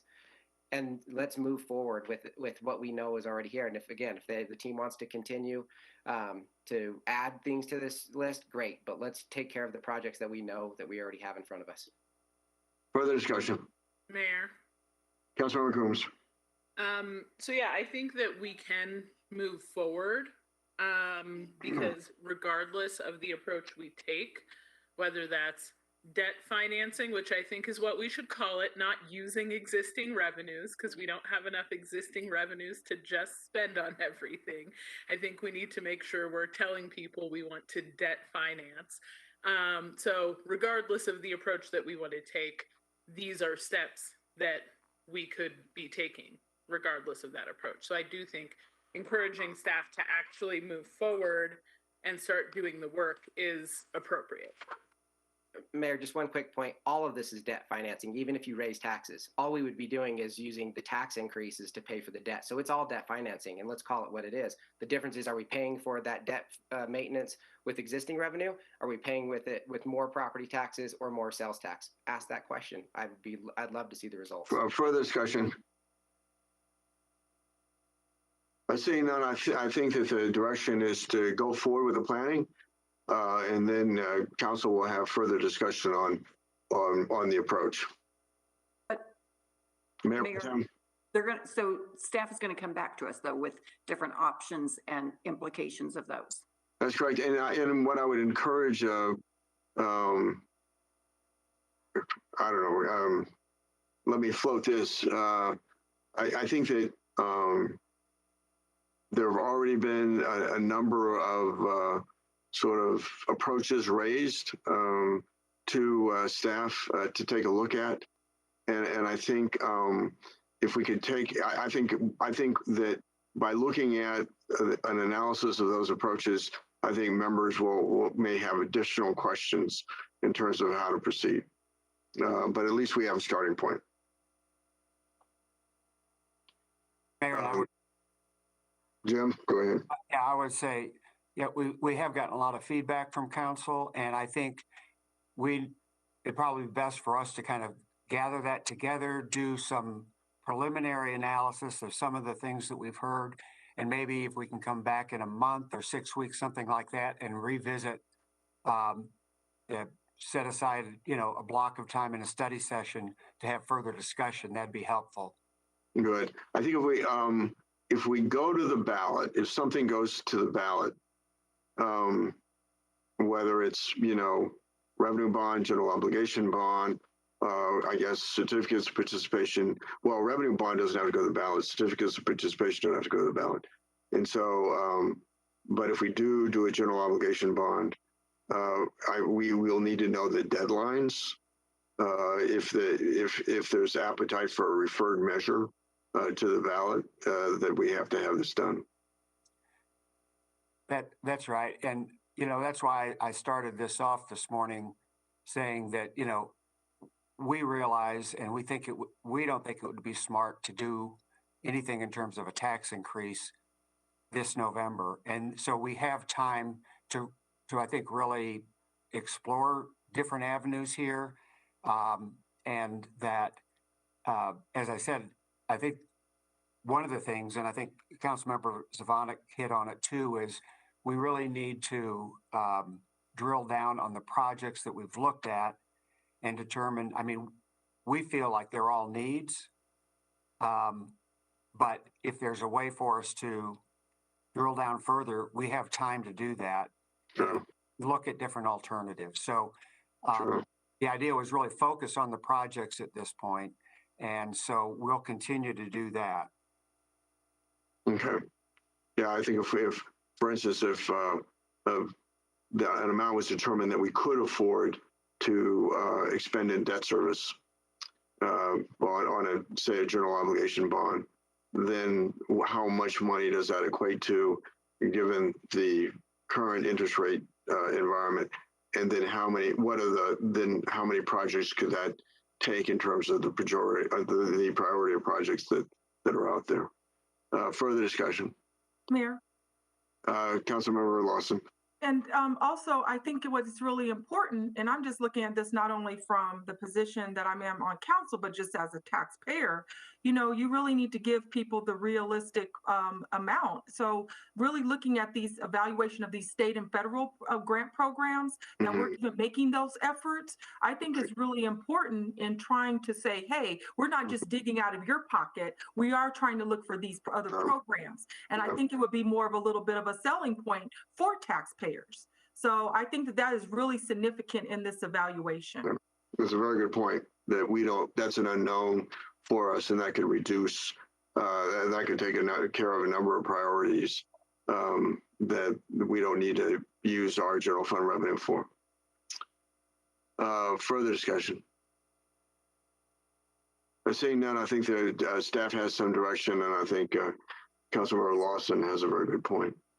Okay. It's break time. Let's see. The time is now 10:36. Well, we're just a little bit behind. Well, why don't we come back at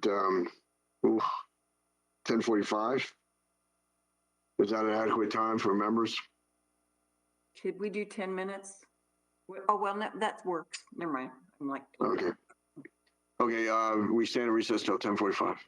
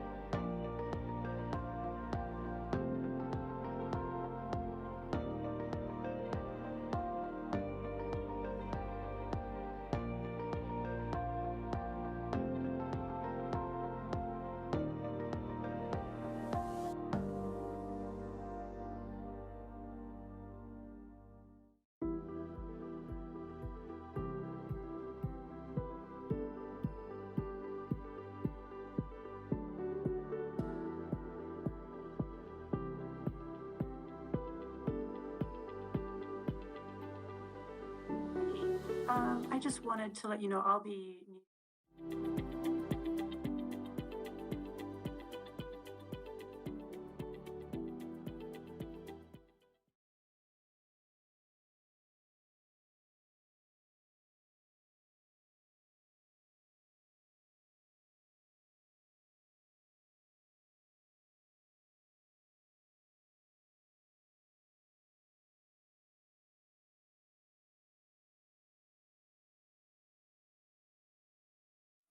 The study, the winter workshop for the Aurora City Council is called back to order. Mayor Pro Tem. Thank you, Mayor. And as everyone knows, we had the survey that we were able to do on the quick wins and some of the other options for ARPA. And then we also had one-on-one meetings with staff where we could ask questions. Additionally, we did get answers to our questions in an email. I think for the efficiency of time that it would be best if we go through starting with reserves and get an idea if there's consensus of having any kind of reserves with the ARPA funds, then moving on to the quick wins, getting consensus if any of those have full support to get put on the board. And then we'll go through capital ARPA eligible projects and then council initiatives. So anything that a council member wants to bring forward that was not in the quick wins or the capital ARPA eligible funds. Once anything that has full support of 6 council members goes on the board, and I know we're virtual, so it's kind of hard to do, but it would go on the board. Then we would have Greg Hayes keeping track of the monies that those all add up to. Then we go into full discussion and we could then have those presentations on those items and make any adjustments that we need to make. So we would first starting off with reserves, asking my colleagues, do we have support for having some reserves of ARPA funds? As you heard earlier, we don't have to have it expended. We have to have it obligated by 2024, but not spent. So I would suggest an amount of 10 million put in reserves. And Mayor, if you could ask if there's support. Is there support for 10 million? I'm certainly in support of that. I'll just go through Councilmember Lawson. Mayor, I would support the 10 million reserves. Okay. Councilmember Gardner. Yes, I'm in support of that as well.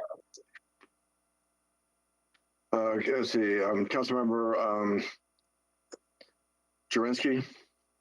I support that. Mayor, Councilmember. Some discussion first. I have a question. Okay. Please proceed. Just what's the process for moving something out of reserves and into expenditure? When we, Councilmember Coombs, if we were to put this on the board for the reserves, if it has support, then it gets on the board and then we could make adjustments to it at the end. Mayor, real quick, Zvonek, if I may. Councilmember Zvonek. Councilmember Zvonek, please be recognized before you speak. Councilmember Zvonek. So I would recommend, Mayor Pro Tem, if we put this in reserve, that we hold this until next year's winter workshop. Just, it would not be able to be appropriated until next year's winter workshop unless some emergency came up. That would be my recommendation. Okay. Well, is there objection to that recommendation? About that the reserve will be held till the next winter workshop. Mayor. Councilmember Coombs. I mean, then I'll go into whether or not there should be a reserve. So just my concern would be, if the purpose of this reserve is that we can have it available should an opportunity come up that would be beneficial to, say, leverage it against state, federal, or county dollars, then reserving it till the next winter workshop is somewhat arbitrary because we don't know when the opportunities might arise to best leverage the funding. So I would recommend that we actually have some type of a process laid out and some type of criteria rather than just arbitrarily saying a year from now. Mayor Kaufman. Councilmember, Mayor Pro Tem. Oh, sorry. And I understand what Councilmember Coombs is saying. I think that we want to make sure that I think the whole point of reserves is to be, responsible so that if something does come up, we would have that ability to utilize the reserve fund of $10 million. And so, I don't know if a year makes sense. I think what we need to do today is decide if we're going to put it in reserves and then it's there. And then we can look at how we're going to use it. Okay, I think Mayor Pro Tem raises a good point. Is there any objection to the Mayor Pro Tem's statement that we're not going to decide right now what the criteria is? I think Councilmember Coombs said, should a project arise that is an opportunity to leverage dollars, say with the state or another entity, that we not wait for the next budget workshop. Is there any objection to that? Mayor Kaufman, can I just, I'm sorry, Councilmember Lawson. Sorry. So just for the process order for this, I think I think this would be good to get things on the board and then have these further proposals and discussions when this stuff gets to the board. Because I think right now we're making things a little bit more convoluted. And that's just my opinion on what we're doing right now. Okay. Let me go to the question. I'm sorry, Mayor Pro Tem. Sorry to interrupt. I think Councilmember Lawson makes a really good point. We're trying to, get through an efficient process so that we can have further discussion on where there is actual support. If there's not support, we don't want to waste time, discussing it. We want to get really to what is the full council really wanting to support. Okay. So I just would like to move forward on the votes. Do we have support for the $10 million reserves to be put on the board? Okay. Councilmember Coombs. My question's been answered. I'm fine with moving forward to just vote and get it on the board. Okay. Councilmember Lawson, Councilmember Gardner, Councilmember Jurenski, Councilmember Zvonek. Yes. Councilmember Murillo. Yeah. Okay. Councilmember Sundberg. Yes. Councilmember Medina. Yes. Councilmember O'Connell. Yes. Councilmember Coombs. Yes. And Mayor Pro Tem. Yes, obviously. Okay. Then that's on the board. Please proceed, Mayor Pro Tem. Okay, so now we'll go through quick wins and we'll go one by one. So is there support for City Hall to go? So Mayor, if you could ask for support on City Hall to go. Can you give a brief explanation of what that is? I was trying not to because it's going to take a long time to go through all these explanations. We had it in the one-on-ones, the survey, even prior. Okay, that's fine. Okay, let's see, Councilmember Lawson. Mayor, I'm going to be no on this because I asked for more information and I didn't even see it in the backup. So no for now for me on that. Okay, Councilmember Gardner.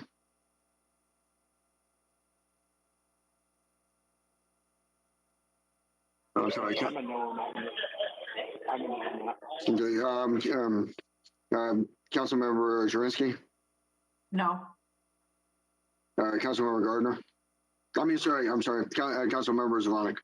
No. Okay, Councilmember Murillo.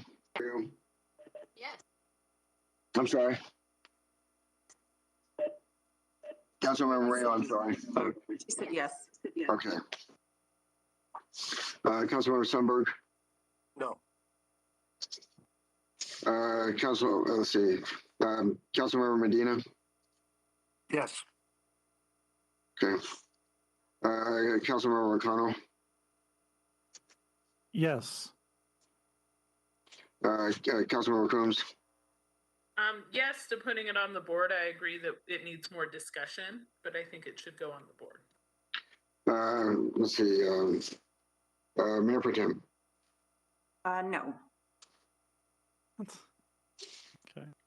Okay. Okay, it will not go on the board. Okay, so next, Mayor, is Community Connector Program. Could you call for support on that program? Okay. Let's see, Councilmember Lawson.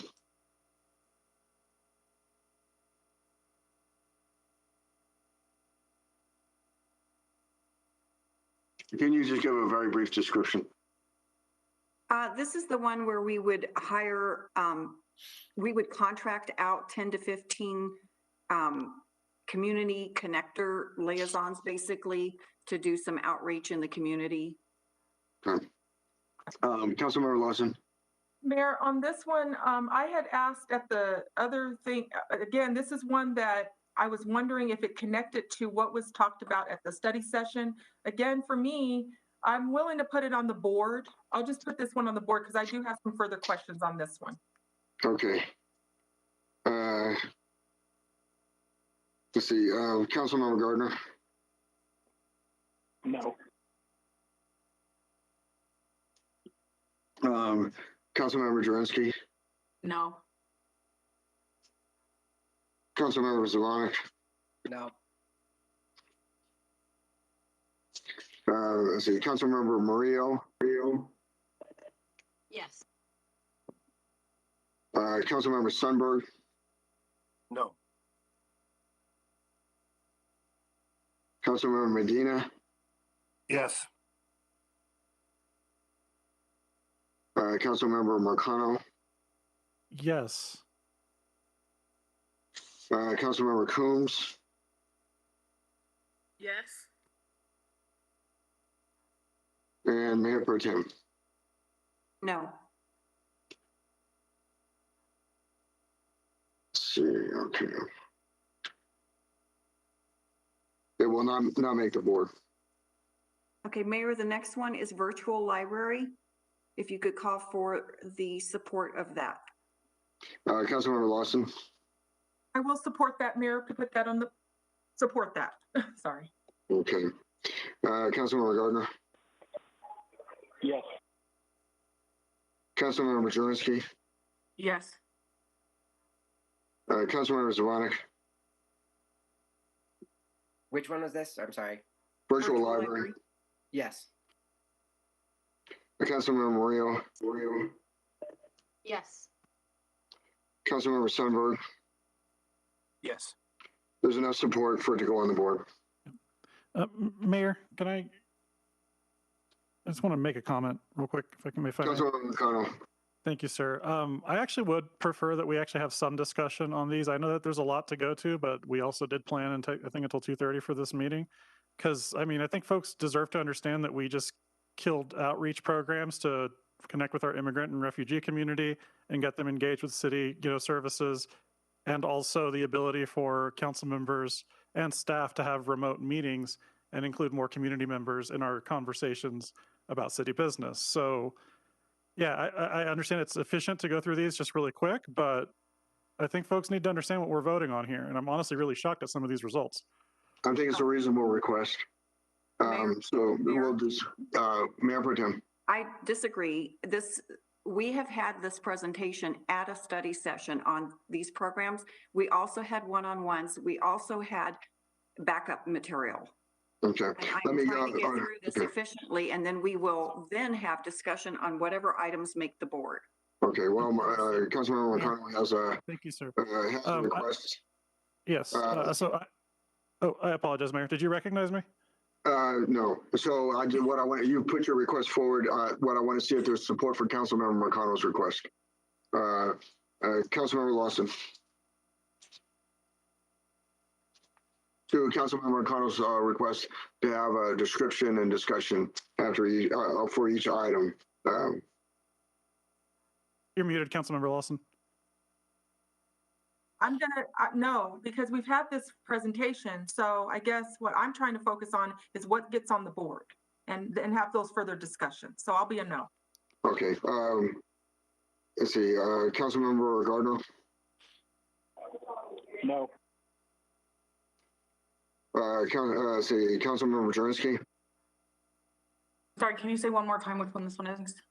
I think the Marcano proposal is to have a description as well as a discussion on each item that is before us right now to determine whether or not it goes on the board. No. Let's see, Councilmember Zavonic, No. Councilmember Murillo, Yes. Councilmember Sundberg, No. Councilmember Medina, Yes. Councilmember Marcano. Yes, because this isn't for us, folks. This is for the public to understand and the media as well. Okay, all right. Let's see, Councilmember Coons, Yes. Mayor Pro Tem. No. Okay. There's not enough votes in the affirmative. So, Mayor, Yes. I can't remember if we finished virtual library. I think there was support. I think that's what it ended up being. There was. Just want to confirm. Okay. There was support so for that. next- Okay, And next would Mayor be the, Pro Tem, I can share my screen if you'd like. I've got a spreadsheet up, if that helps. no. Okay. The next one is cold weather sheltering. So Mayor, if you could go through for support on cold weather sheltering. Okay. Councilmember Lawson, Yes, for the board. Councilmember Gardner, Yes. Councilmember Jernsky, I am a yes with a lot more information. Councilmember Zavonic, Yes to the board. Councilmember Murillo, Yes. Councilmember Sundberg, Yes. Councilmember Medina. Yes.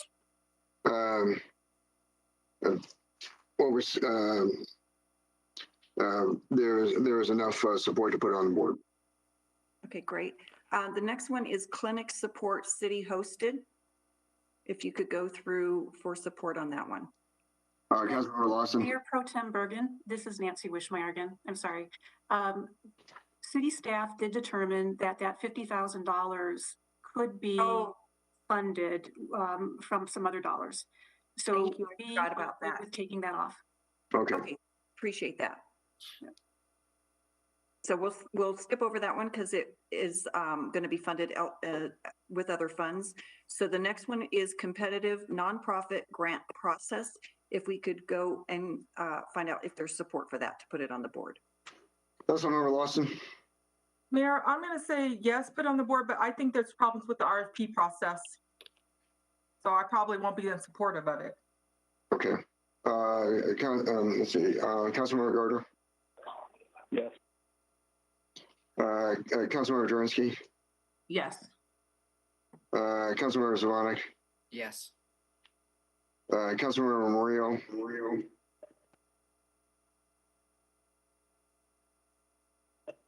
Yes. Okay. Let's see. Councilmember Sundberg. Yes. Councilmember Medina. Yes. There's enough support to put on the board. Okay, thank you, Mayor. The next one is clinic support, and this one is, oh no, I thought this was the one that was pulled. Nancy, it was the clinic support city hosted. So we had a couple of clinic supports, and there was a $1 million item too that was taken off. So this one is the clinic support for vaccines. And we're pulling that. We pulled that one also. That's what I thought. Okay, thank you. Okay, Mayor, we'll move on. So the next one is mental health support put on the board. Let's see. Councilmember Lawson. I'll support to put this on the board. Councilmember Gardner. Yes. Councilmember Medina. I'm sorry. Oh boy. Let's see. Councilmember Jernsky. Yes. Councilmember Zavonic. Yes.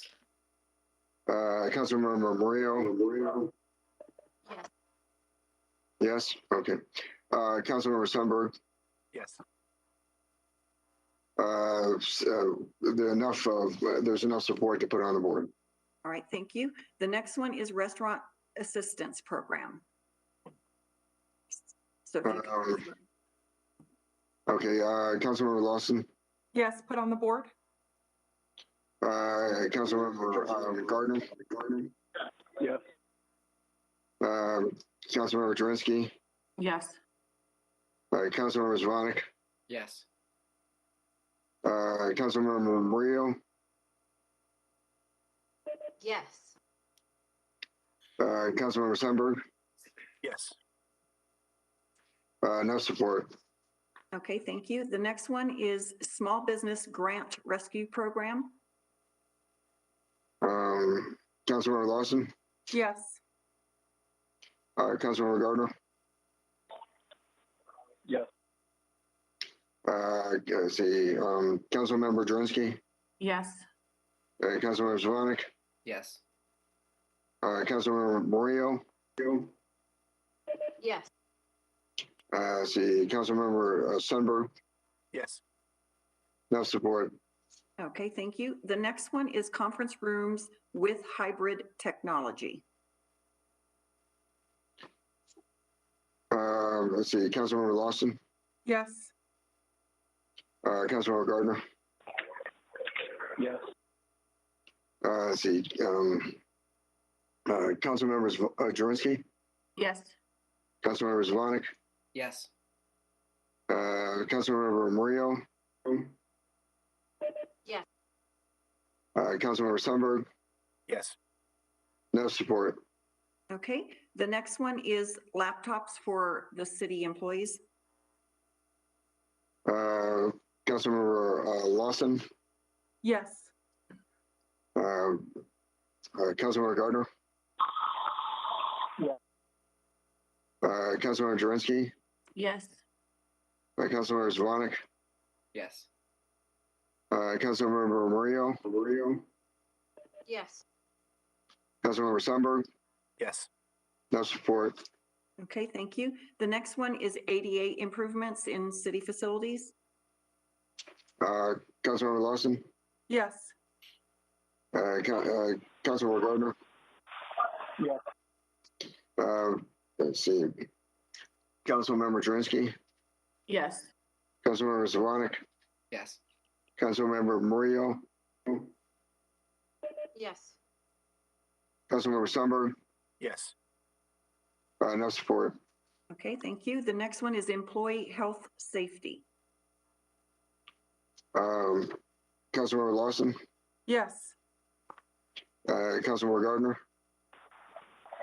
Yes. Councilmember Drinsky? Yes.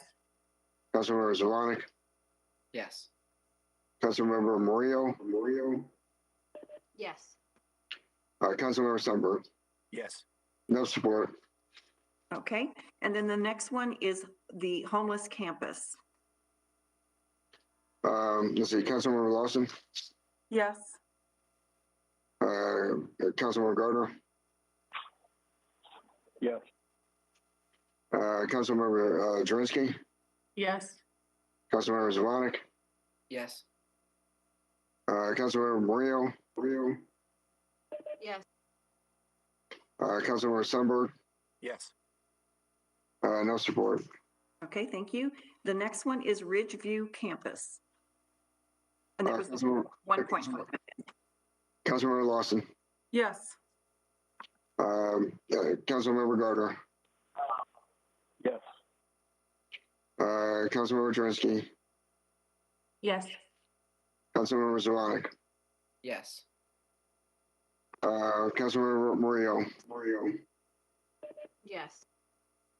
Councilmember Sundberg? Yes. No support. Okay, and then next we'll move on to capital ARPA eligible projects. Are there any council members that have something they'd like to propose under that category?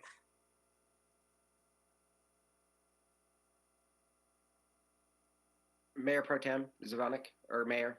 Yeah, Councilmember Solana. So one of the items under the capital project that we heard that I think it qualified for ARPA funding, and staff, correct me if I'm wrong, was the interior improvements at the fire stations. I believe it was a $7.6 million expenditure, and I noticed in the list that we got back that it was ARPA eligible. And if that's in fact the case, I think improving the working conditions of Aurora Fire and Rescue would make a lot of sense. And this would be a one-time expense, and this is a way that we could use these one-time dollars to get one of these capital projects off of our broader list. So I would recommend moving that forward if there's support, and assuming that this is in fact ARPA eligible, which I believe it is. Staff, correct me if I'm wrong. Staff. Yes, this would be eligible. Okay, so Mayor, if you could go ahead and find out if there's support for fire station renovations. Councilmember Lawson. I would support that. Councilmember Gardner. I'm okay with putting on the board, but I need more information. Councilmember Jurenski. Yes. Councilmember Zvonik. Yes. Councilmember Murillo. Yes, would like more information. Councilmember Jurenski. I already went and it's yes. Oh, I'm sorry. Okay. Councilmember Sundberg. Yes. No support. Okay, thank you. Any other council members that would have an ARPA eligible capital project? Mayor Jurenski. Councilmember Jurenski. I noticed, and staff can correct me if this is wrong, but the Aurora Animal Shelter is requesting 1.4 million for renovations for the shelter, and I believe that is ARPA eligible, and I would like to ask that be brought forward. Staff, is that the right number? That's correct, 1.4 million. Okay. Councilmember Lawson. Yes, to put on the board as well. Councilmember Gardner. No. Councilmember Jurenski. Yes. Councilmember Zvonik. Yes.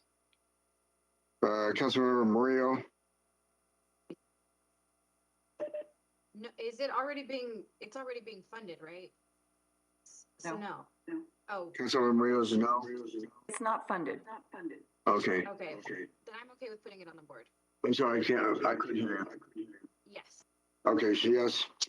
Councilmember Murillo is a yes. Councilmember Sundberg. Yes. Councilmember Medina. Yes. We have no support. Okay, are there any other council members that have a capital ARPA eligible project? Yes, Mayor Pro Tem. Yes. Thank you. I have a question for staff first, and that is the $250,000 for technology and ADA improvements in chambers. Does that include a universal design component for folks who require mobility aids to be able to get down to the floor and through emergency exits, and or just back out through council chambers in the event of an emergency? Council member, that dollar amount does include automatic openers on the door that goes from the floor to the east parking lot. We are working on a kind of high-level conceptual study that kind of looks at additional options within the chambers itself to provide additional ramp access. That would exceed this $200,000, but this could definitely go towards that as well. Yeah. Do you have like a ballpark for how much that would cost? Because I'd like to see if my colleagues would put that on the board. I do. I got an estimate yesterday. I'm still working through it. I'd probably say about 500,000. All right. So I'd like to add an additional 500,000 to make our chambers universally accessible. Mayor? Mayor Pro Tem? Yes, thank you. So what we previously voted on to put on the board was 250,000 for the ADA improvements in council chambers. So Councilmember Marcano, you're asking for additional $500,000 for the same? I wasn't listening. Yes, ma'am. No, it's okay. So just to clarify, this is to make council chambers universally accessible. so that you don't have to have separate entrances, separate amenities for folks who require mobility accessories. And this would also include access to the dais, not just from the coat closet behind the dais, but for future council members who may, have mobility aids, or, and will also benefit those of us who are otherwise able as well. So. Okay. So Mayor, do you want to call for support for additional monies? Yeah, I'm sorry, but it's a really, staff, can you subtract? So I'm sorry, Councilmember Connor, you're asking for an additional 500,000? Yes, sir. That's the ask. Okay. May I make a suggestion? Mayor Pro Tem? Well, since the ADA is already on the board, would we just at that point discuss amounts of funding that's needed? Some of this may be overlap. Yeah. Councilmember Mercano, with if we goes for staff, are some of the items that Councilmember Mercano's suggesting already covered in the previous amount? The original amount requested did not include the renovation that Councilmember Mercado is referring to. It was more around door openers and signage. So he's correct that we would need an additional allocation. Okay, we don't know how much that allocation is. Not confidently. The 500,000 is kind of the best information we have right now. Then that's the proposal. Okay, the proposal is 500,000 for additional ADA accessible issues in council chambers. Councilmember Lawson. Mayor, I'll put it on the board, but just a point of clarification, when we do this in person, I mean, it's underneath ADA improvements. So I'm just asking Councilmember Mercano, you're negotiating another addition. So are we going to talk? I just want to make sure we're going to talk about that underneath ADA improvements, that this isn't just a separate proposal, just to kind of keep within the lines of what we have. Sure. I mean, you can think of it as a proposal, as a proposed amendment basically to the 250 that we have there. It's dealing with I understand what this, Councilmember Mercano, yeah. I understand what it's dealing with. I'm just trying to, it's underneath ADA improvements. I'm just wondering if we could just make sure when we're talking about this, because that's when we negotiate different funding amounts. We already have 250, you're adding 500,000. To me, it's still underneath ADA improvements. It's just something additional that you want to add. I don't see it as additional proposal. I'm willing to put it on the board. It just doesn't make sense to me of this additional proposal when you can just add it into there.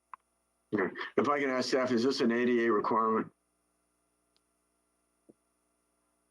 The chambers is up to code currently. However, we do know that there are some challenges to being inclusive in the way the chambers is currently designed. Okay. Councilmember Lawson, you're a yes vote? Yes, Mayor. Okay. Councilmember Gardner? Yes. Okay. Councilmember Ojerinski? Yes. Councilmember Zvonik? Yes. Councilmember Murillo? Yes. Councilmember Sundberg? Yes. There's enough support. Okay, thank you, Mayor. And I have one under the ARPA, for the capital ARPA. I would like to add park renovations, and this would be split for each ward. So there would be an allotment to each ward for those park renovations. What's the total amount you're asking for? We can negotiate that when it gets on the board, but it is right now 9 million. I just so 9 million split between the 6 wards. Correct. Okay. Okay. Councilmember Lawson. Put on the board. Let's see. Councilmember Gardner. Yep. Councilmember Ojerinski. Yes. Councilmember Zvonik. Yes. Councilmember Murillo. Yes. Councilmember Sundberg. Yes. No support. Okay, thank you. Are there any other capital ARPA before we move on to council initiatives? Okay, so we can move on to council initiatives. So this would be any ARPA eligible project that has not yet been discussed that a council member would like to bring forward.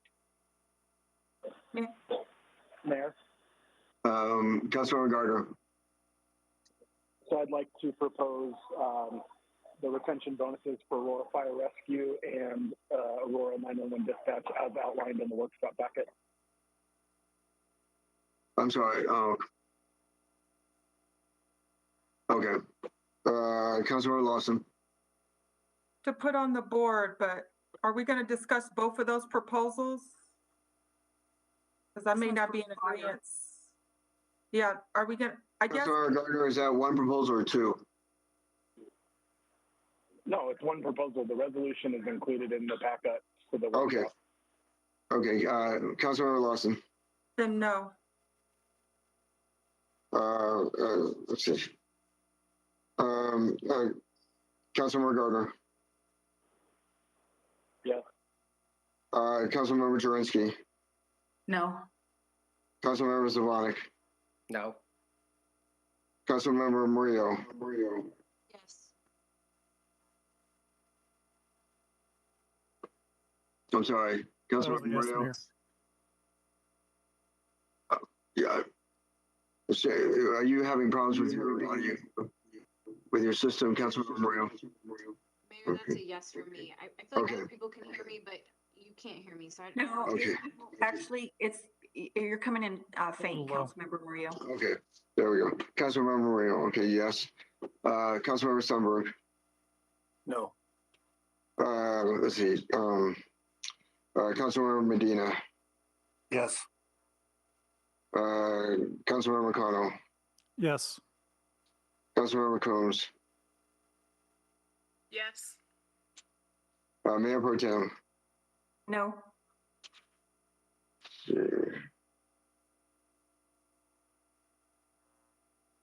Mayor votes no. Fails. Okay, any other council member initiatives? I think I heard council member Lawson. Mayor Zvonik. Oh, sorry. Zvonik. Mayor. Councilmember Zvonik. Councilmember Zvonik. Go ahead.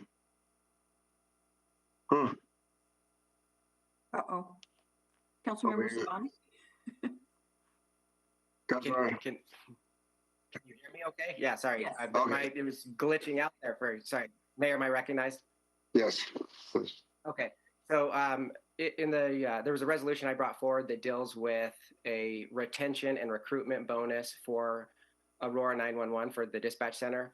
I would like to increase the amount that was in the retention portion of it. It was $2,000 for retention. I'd like to see that number boosted to the $8,000 like we did for police. So $8,000 retention.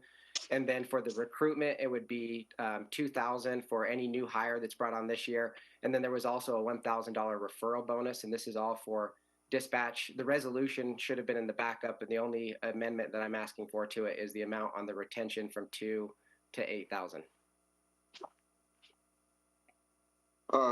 Councilmember Lawson.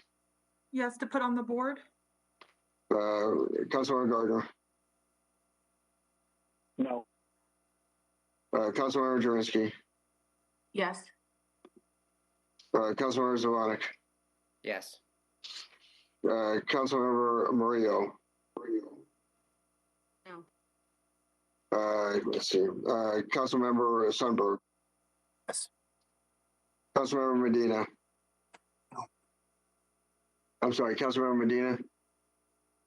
No. Councilmember McConnell. Not without AFR. Councilmember Coombs. Yeah, it's highly inappropriate that we're excluding fire from retention, so no. Let's see, Mayor Pro Tem. Yes.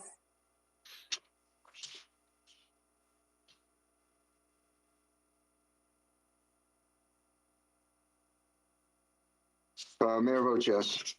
Passes. I mean, it's on the board. Okay, any other council initiatives? I think I heard Councilmember Lawson earlier. Mayor Kaufman, I just had a question for city staff. There's two things I wanted to propose. One is I wanted to see underneath the current guidelines, underneath the ARPA dollars, are we able to include the $300,000 that was taken away from the Morningstar program? And then on the other flip side of the other side, I wanted to know if there could be some money put aside, and I don't know how much that would be. I asked staff to look into it, of doing an assessment on our special needs and aging population in the city of Aurora and the needs of the population. So I guess the question, Mayor, is I'm asking, can ARPA dollars support that? If it can't, then we'll move forward. That's a question of staff. Yes. But the Morningstar program is completely closed, is it not? Yes, Mayor, but I'm asking to have funding to be put on here as a reserve. I know we're having this discussion, but I think I'm proposing to have this money to reevaluate this program, kind of look at what's going on with it, but reestablish it in the city of Aurora. It is a need for this type of. I'm sorry, is your proposal to evaluate the need or to restart the program? I restart the program is my first one, but I just wanted to make sure if it's covered ARPA dollars first. Staff? Yes, those would be eligible under ARPA. Okay, so Mayor, I have those two proposals. My first proposal is to take $300,000, which was the original cost of the program, and put that on the board and get support from council to put that on the board for further discussion and support. And the second one? And my second one is to get an assessment or something done. I don't know, I asked staff to look into this on our special needs population for our elderly population and our aging population in the city of Aurora, and what are those needs in our city and how, because I think that that's really important. Are we looking at transportation? Are we looking at health? Are we looking at, these type of centers? What is it? So I would like for that to be put on the board as a proposal as well. Okay. I'll just say I'm going to vote for the second proposal, not the first proposal. I think that there are a lot of, these are Medicaid, basically Medicaid programs, Morningstar, and I think that let's do the assessment first. But there are a lot of private sector entities that have popped up in Aurora that do this. I don't know that the city needs to be doing this. But to the first question of $300,000 to restart the Morningstar program, Councilmember Lawson. I'm a yes. Councilmember Gardner. No. Councilmember Jurenski. Yes. Councilmember Zvonek. Yes, putting on the board. Councilmember Murillo. Yes. Can you hear me better this way? Yes. Councilmember Sundberg. Yes. Councilmember Medina. Yes.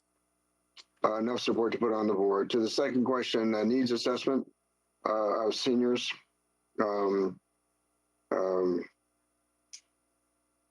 Councilmember Lawson. Yes, to put on the board for further discussion and cost assessment. Okay. Councilmember Gardner. No. Let's see. Question before, I'm sorry. Can I? Oh, Mayor Pro Tem, go ahead. So does this entail monies that the city to do the assessment? Mayor, Mayor Pro Tem, I asked staff to kind of look I think that there needs to be some type of assessment of what the needs of our aging population is in Aurora. To see what kind of programs, initiatives that we need to move forward. I don't know what the cost of that would be. Okay, so if I might, maybe for staff, because I'm in support of doing the assessment, just from staff's perspective, could this be done through Engage, whatever that is called, Engage Aurora or not? The assessment. We, in the questions and answers that we provided, we did say that we will go ahead and move forward with the assessment. We don't think it would be a significant cost to do that. Okay. So we can just go ahead and move forward with that. And that's what, like I said, we said that in the Q&A that we handed out. Remember, Lawson, is that fine that we're going to do it anyway? Okay, that's fine. I just wanted to bring it up to make sure. Okay. Okay, sounds good. So if we need to take that off the board, that's fine. If it's going to be done, I'll just keep a track of what's going on with that. So, so Mayor, that might need to be taken off because it's already going to be done. Okay. Well, you want to take it off then? Yes, Mayor. It's already going forward. So, Mayor Pro Tem? Any other council initiatives?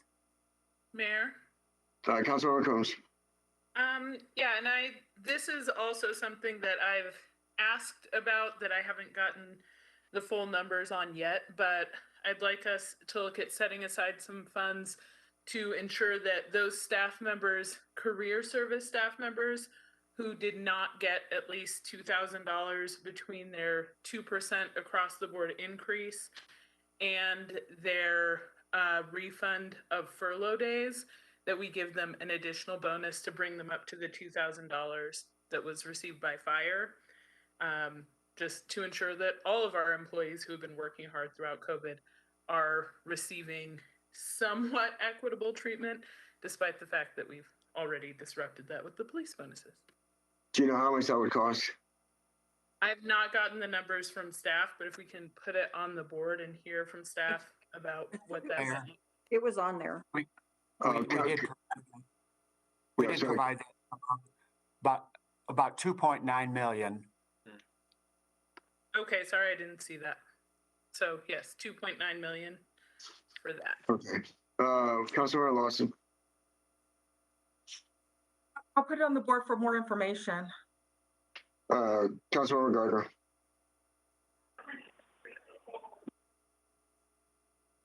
Councilmember Gardner? I said no. Okay. Councilmember Jurenski? No. Councilmember Zvonek? No. Councilmember Murillo? Yes. Councilmember Sundberg? No. Councilmember Medina? Yes. Councilmember Marcano? Yes. Councilmember Combs? Yes. Let's see. Mayor Pro Tem? No.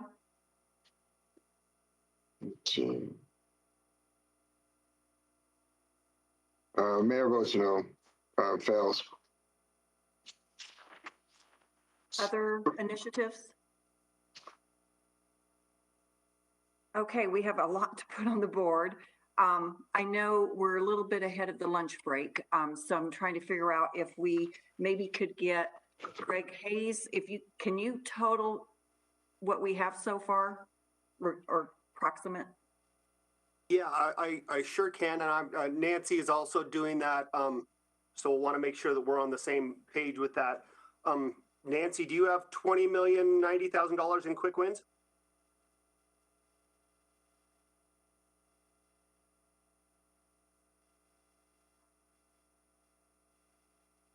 I have 2590, but that might be because I missed something.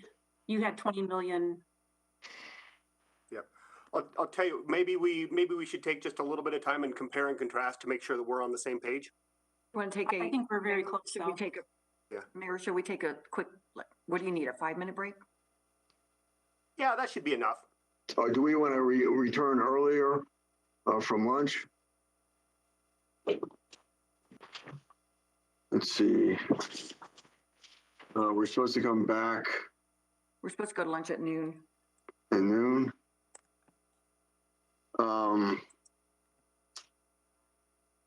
Okay. What do you? Well, it might depend on whether people have their lunch available. Oh, that's right. That's right. Greg, how much time do you need? We'll take a break. How much time do you need?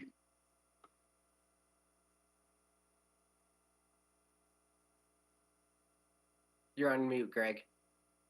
All right. Sorry about that. I couldn't think it would be more than 5-10 minutes. Okay. The time is now 11:34. We'll take a break until 11:45. Sounds good. Council.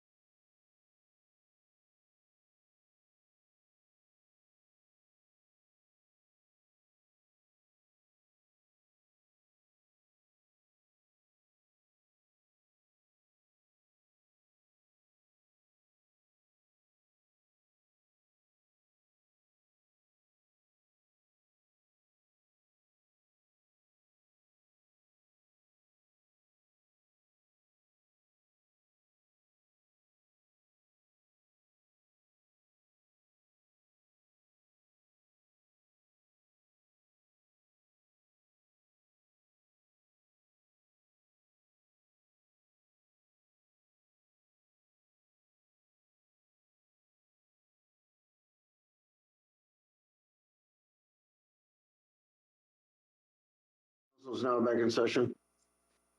Greg? This is Nancy Wishmeyer. Mayor Pro Tem Bergen, we do have the spreadsheet. Greg and I and Christina got together and we're in agreement. And I can share that if it's helpful. Please. The amounts, yes.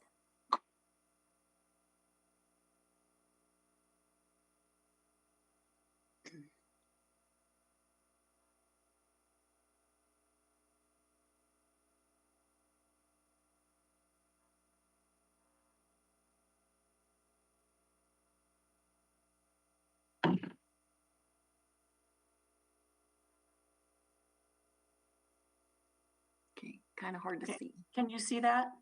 Yeah, it's little, the little print, but we can see it. I don't know if there's any way to increase it.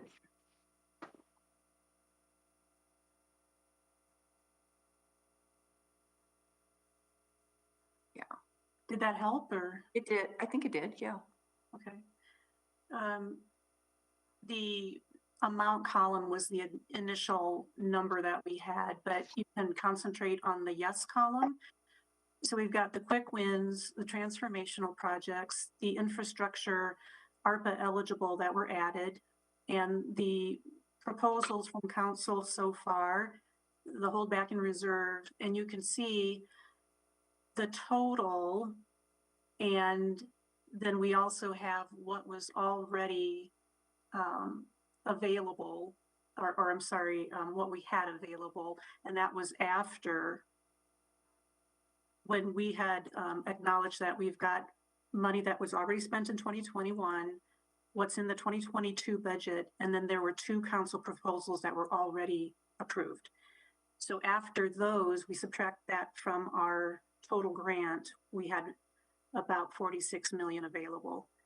But it looks like now we've got 66 million in proposals, so we're about 20 million oversubscribed. Okay. So Mayor? Yep. I think what we need to do is see if there was needed more discussion on any of these items. Well, I'm wondering if we should just, The first one? I'm wondering if we just go through all of them, the remaining, Right, okay. and vote on them again. I don't know of any other really way to do it, but we've got to cut, 20 million out. So I tell you what, I wonder if it's, what's that, Mayor Pro Tem, go ahead. It's Jurinsky. Oh, I'm sorry, Councilmember Jurinsky. Yeah, my question is, if we go through them again, but we decide we want to keep the things that we've already voted on, could we just look at maybe lowering some of those amounts instead of just a yes or no to get rid of them all together? I suspect that's an option, but if that's the desire of council, we can do that. So one recommendation then is to incorporate what Council Member Jurinsky is saying, but to go in the negative, to take things out, to get down to reduce it by the $20 million. Okay. Is there, let me just press this, is there opposition to doing that? Or does anybody else have another suggestion to proceed? Mayor? Councilmember Coombs. We didn't discuss most of these items in terms of what they actually entail. So maybe we could actually have some discussion on some of the items that people said, I want to put this on the board, but I want more information.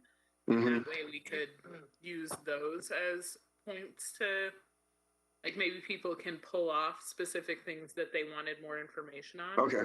If we, Mayor? Mayor Pro Tem.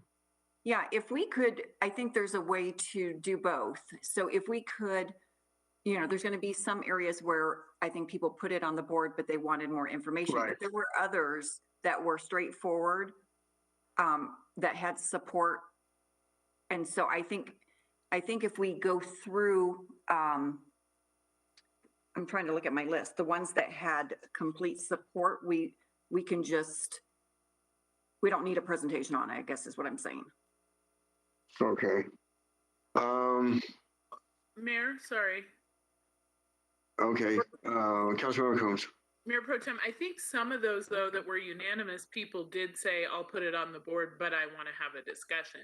So Yeah. having unanimous right. support to be on the And, board. yeah.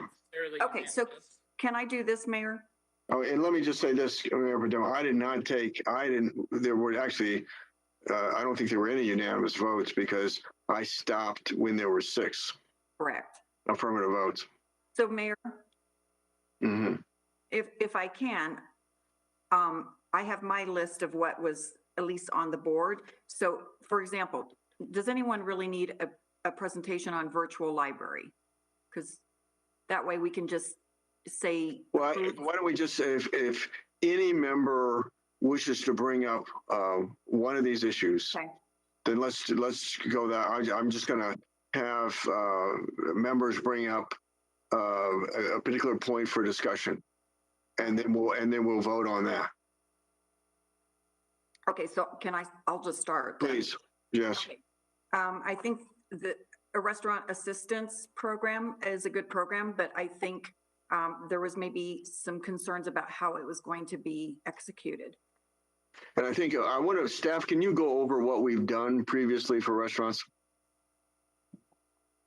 I brought this to Mayor Sundberg? Councilmember Sundberg. I brought this forward. I think it would work well at half the money if council's still willing to support it. See, well, how much is allocated? I'm trying to find it right now. Where's it? Restaurant. Okay, it's $2 million. So you want to take it down to 1?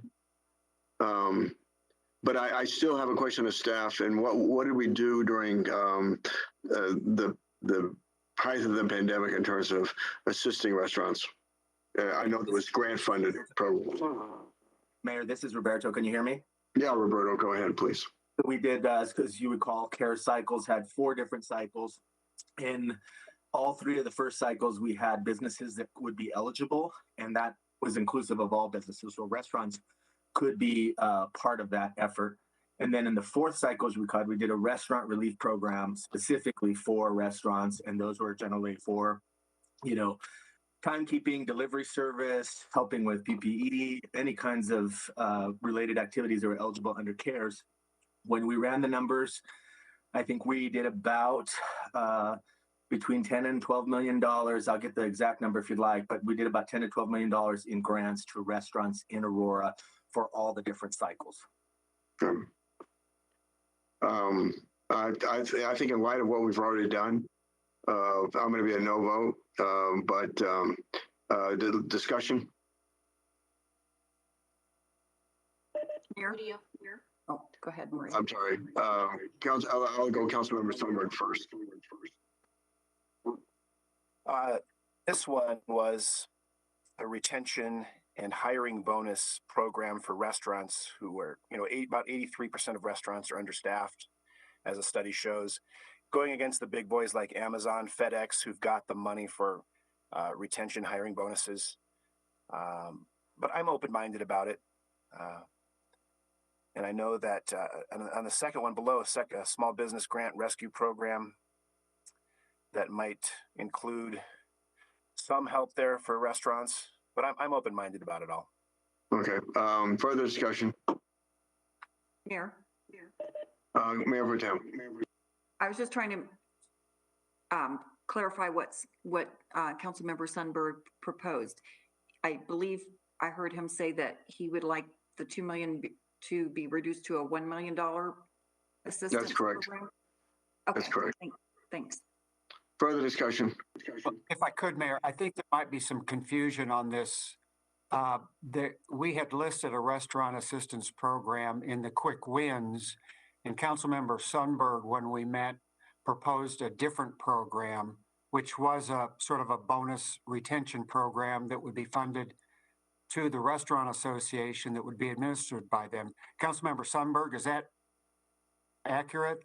Yeah, that's what I had in mind, in which, say, 100 restaurants got $10,000 each to give as hiring and retention bonuses as they saw fit, maximum of $1,500 per employee. It's very turnkey. It would be administered by the Colorado Restaurant Foundation. And you had originally proposed $1 million for that program, I think. That is correct. Okay. Okay, further discussion? Mayor? Well, so now we have two different proposals then now. I think, well, we've got the small business grant rescue program. No. We're still on the restaurant assistance, but now I'm understanding that there's a proposal for the retention bonuses, but to be administered by the Restaurant Association for $1 million. And so my question to Councilmember Sundberg is, is that in place of the other quick win? Because otherwise we're now back up to 3 million. Right. I should clarify with Jim if this one listed at 2 was what we saw on paper originally, or was this the one that I brought forward, sir? The 2 million is for the one that was originally brought forward as a quick win. And okay. So your proposal, was a separate proposal. I had originally opposed the one on paper. I thought that it was, it needed to be structured with, for example, business plans being brought forward, as restaurants are one of the riskiest undertakings that are out there. So I did not actually support that one on paper, and I don't see my other one on here. So in order to save money, I'd even propose that both go away. Okay. I'm just open-minded. Can that be covered by the small business? I mean, restaurants would fit under the small business grant rescue program, although that's a different criteria, but I suspect that some of the issues could be addressed there. Mayor, Councilmember Murillo is trying. Councilmember Murillo. Yeah, I've asked to speak every single time that there's been an opportunity to speak. I just want to make that clear. We can't hear you. Can you hear me now? Yes, but we couldn't earlier. Sorry. Okay, no, thank you for that clarification. I was just saying I've tried to speak every time there's been an opportunity to speak and have not had the opportunity. But thank you for allowing me to speak at this time. If we're going to talk about a separate proposal, I would just ask that we go through the same process to put it on the board. It sounds like Councilmember Sundberg might even just pull it all together. So my comments there. If we do move forward with the staff initiated proposal for the 2 million, my request, I support that, but my request would be to learn from the AER grants. There were some issues with like the data that we were reporting. If we could get disaggregated data so that we know who we're giving out dollars to in terms of like what types of businesses, which businesses, kind of the demographic breakdown, that would be my request, because I just think we need better data on that. Mayor I'm sorry, Jurinsky. Councilmember Jurinsky. So I've sort of struggled with this one the entire time, and I am a restaurant owner in the city. I know that Councilmember Sundberg, I'm well aware of what the Colorado Restaurant Association put out for restaurants, and I would be interested in, maybe at a later time or something, Councilmember Sundberg and I working on bringing something forward. If there is still additional help needed for restaurants, it's no secret. The staffing shortages that we are dealing with, but everyone is dealing with staffing shortages. And I just would like for us to move on maybe from this line item and either call for support or not support of it. But I, as a restaurant owner in this city, I'm not in support of this. Okay, well, I think Councilmember Sundberg, am I correct in you withdrawing the proposal? Yes, sir. Very well, the proposal is withdrawn. And on the note that Councilmember Zvonek brought up, that a good number of businesses are struggling, and perhaps it's unfair just to single out one industry for their benefit. Mayor. Councilmember Murray. Yeah, so are we still going to vote on the staff proposal? Because that's what we put on the board. No, it's withdrawn. But that wasn't one person's individual prerogative to withdraw. That's what I'm confused about. Councilmember Sundberg, did that proposal come from you or? Well, very well. We'll vote. We'll further discussion and we'll vote on it. Yeah, Mayor. Councilmember McConnell. Thank you, sir. I support the staff initiative at 2 million. I think it's important that we actually use resources to support our residents who are already here and start to build a stronger local economy. I'll just say I think it's a little suspect. The two restaurant owners on council are opposing that. I'm wondering if maybe y'all don't want more competition, but I think we should actually be able to help folks, especially in parts of our city that have been historically marginalized and underinvested in. So this is something I strongly support. Further discussion. Mayor Jurenski. Councilmember Jurenski. Not sure if that's just radical candor from Councilmember Marcano or not, but there is absolutely no concern of Councilmember Sundberg and I don't know if you realize our locations are just roughly a mile away from each other. We welcome competition. I just think that I just would like to see Inglewood did a program, that put out bonuses for hiring, retention. The Colorado Restaurant Association is working on something, and they've been doing really well with it.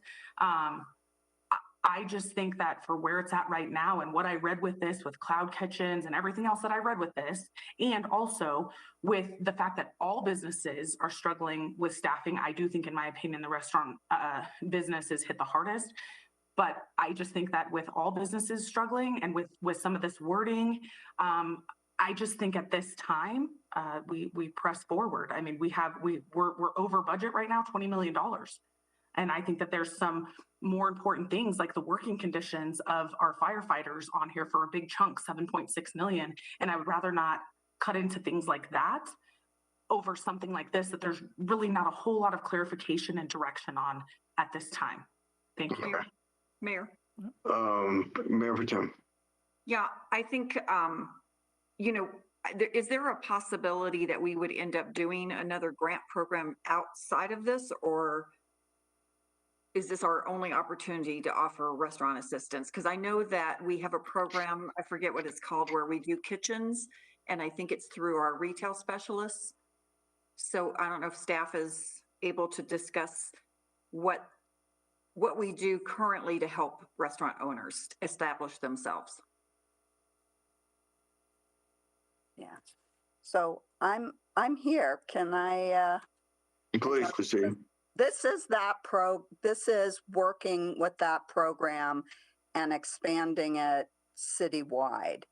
There are a lot of things. It's more of a capital program than the types of things that were done under the Aurora Emergency Rescue Program, grant programs that we did. These are specific to help build restaurant infrastructure in areas where it doesn't currently exist to support small businesses who may not be able to make the adjustments that they need. It's all small businesses. There are business plans for each business, and it is a partnership between a property owner and a specific tenant, if, sometimes the owner is the tenant, and the city, to ensure that there is a particular kitchen for our small businesses. It takes a lot to get infrastructure into buildings, and not all of the businesses in the city currently have the kinds of things they need to operate under pandemic conditions. I'm sorry, I didn't mean to. I'm sorry. I'm sorry to interrupt, but because we're gonna hit noon real soon. Well, we are at noon.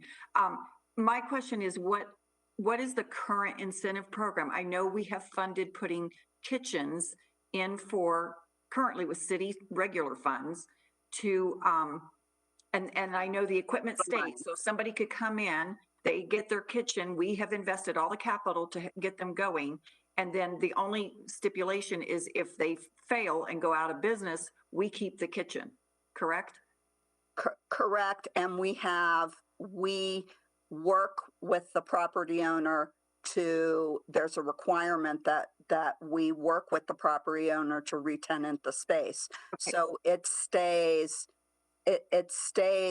doing what we had hoped, what we invested in. Okay, correct. How much is that program? How much is That invested? program has no capital left. We spent everything we had. And it's not every year? No, we haven't capitalized it. Okay, thank you. Mayor Sundberg? Councilmember Sundberg. Just make a quick comment. With the advent and surge of ghost kitchens, there are options for people out there with a dream to cook and get food out through delivery and so forth, based on the private sector's success in creating ghost kitchens and leasable commercial kitchen options, if that makes sense. So having said that, I wonder if something like this might not be necessary in this day and age. Mayor Jurinski. Councilmember Jurinski. I also just want to add, with that description, it is no secret that the bar and restaurant business is one of the toughest industries to get into. And I'm just going to dig my heels in on this. I think rather than us having this grant program to support build out and initial startup costs, I would rather see new entrepreneurs or entrepreneurs that want to enter the industry of the service industry. I would rather see them come with the capital for a kitchen build out. And then maybe we have some sort of support program that, when they get their doors open, maybe we offer, rental assistance or something like that. But if they're coming and we're providing the build out, like I said, it's a very risky and tough business industry to be in. I feel like we may end up with a whole bunch of empty kitchens across the city where there's still bars and restaurants closing quite often all over the metro area. And I just think that this is risky. Further questions or further discussion? Chair. Councilmember Lawson. I just had a question to Andrea. So looking at this, it's so specific to the small kitchens, and I'm not devaluing that, but I wonder why can't it be expanded to people? Sometimes the people's kitchens or restaurants are like the food trucks and some type of value. That's how they kind of get started. So why, I guess for me, why isn't it it's so condensed to just the small kitchens and maybe not expansive to other entrepreneurial restaurant ideas or innovations? So so I think that's a good way. We are not putting in people who don't have restaurant experience usually into these kitchens. We're giving them starter brick and mortar. And by the way, they are already investing it. The property owner is investing in it. The tenants themselves are investing in it. And the program has always been very equitable in terms of how that gets the amount that everybody has to contribute is what I'm saying. We don't contribute more than the owner is willing to contribute to their own space. And so it is a way for businesses who are trying to grow and expand can go into a space. A lot of the spaces, so for example, a lot of vacant spaces I'll use around the city may be too big for someone who comes from a food truck to grow into that space. It also serves a couple of... I'm sorry to interrupt, but we're past our lunch hour. I know some people had food delivered.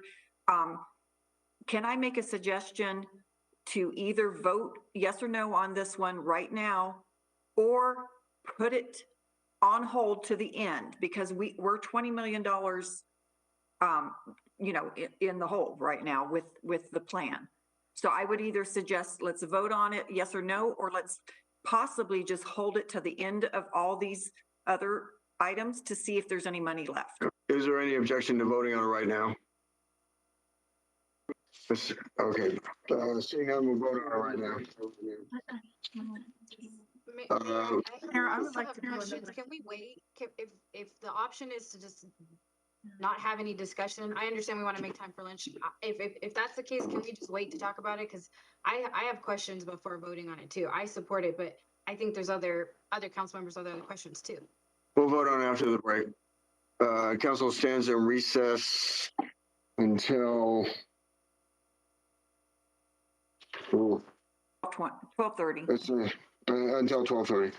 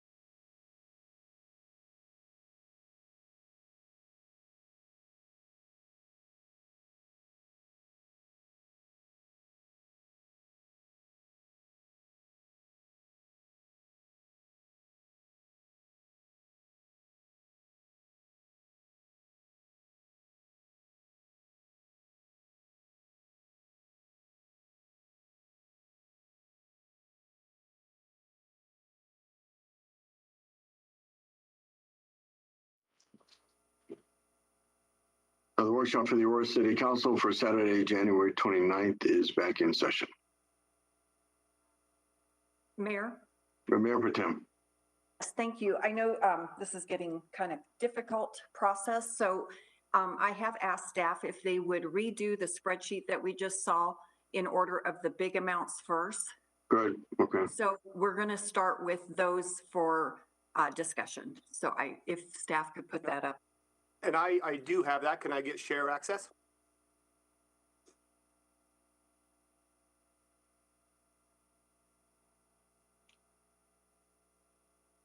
Thank you.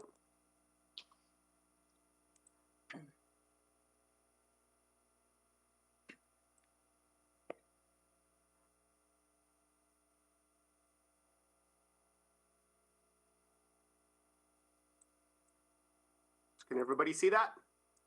We're getting there. All righty. The bigger you make it, yeah, that's pretty good. Okay, so this is most expensive to least expensive, and I think the point is well made that if you like these, you can't have anything else. This adds up to 44 million right there. Yeah, that makes sense. So, if we start with the first one, the new homeless service campus, I understand that there would be possible funds coming from the state as well as from the counties. My proposal on this one would be to basically hold it and reduce our contribution from 15 million to 5, because we will have reserves, and we will then know better what monies might be coming in from state and counties.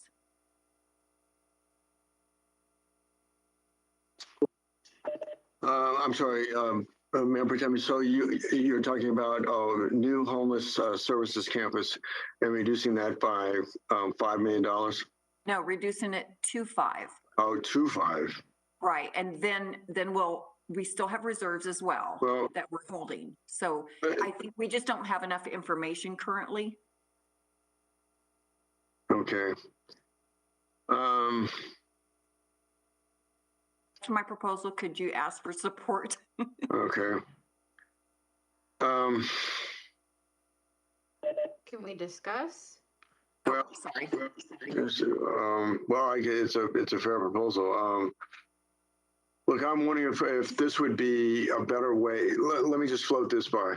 So we have the Greg. What you're saying with what issues in the aggregate constituted the entire, basically the allotment?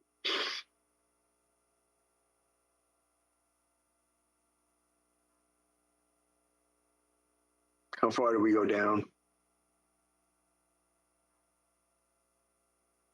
Numbers, you would stop right about there. Park renovations by ward. So let me ask this question. If we identify those first, it goes to park renovation by ward. So if you I'm take, going to make a proposal to cut parks, but I have asked on this one first.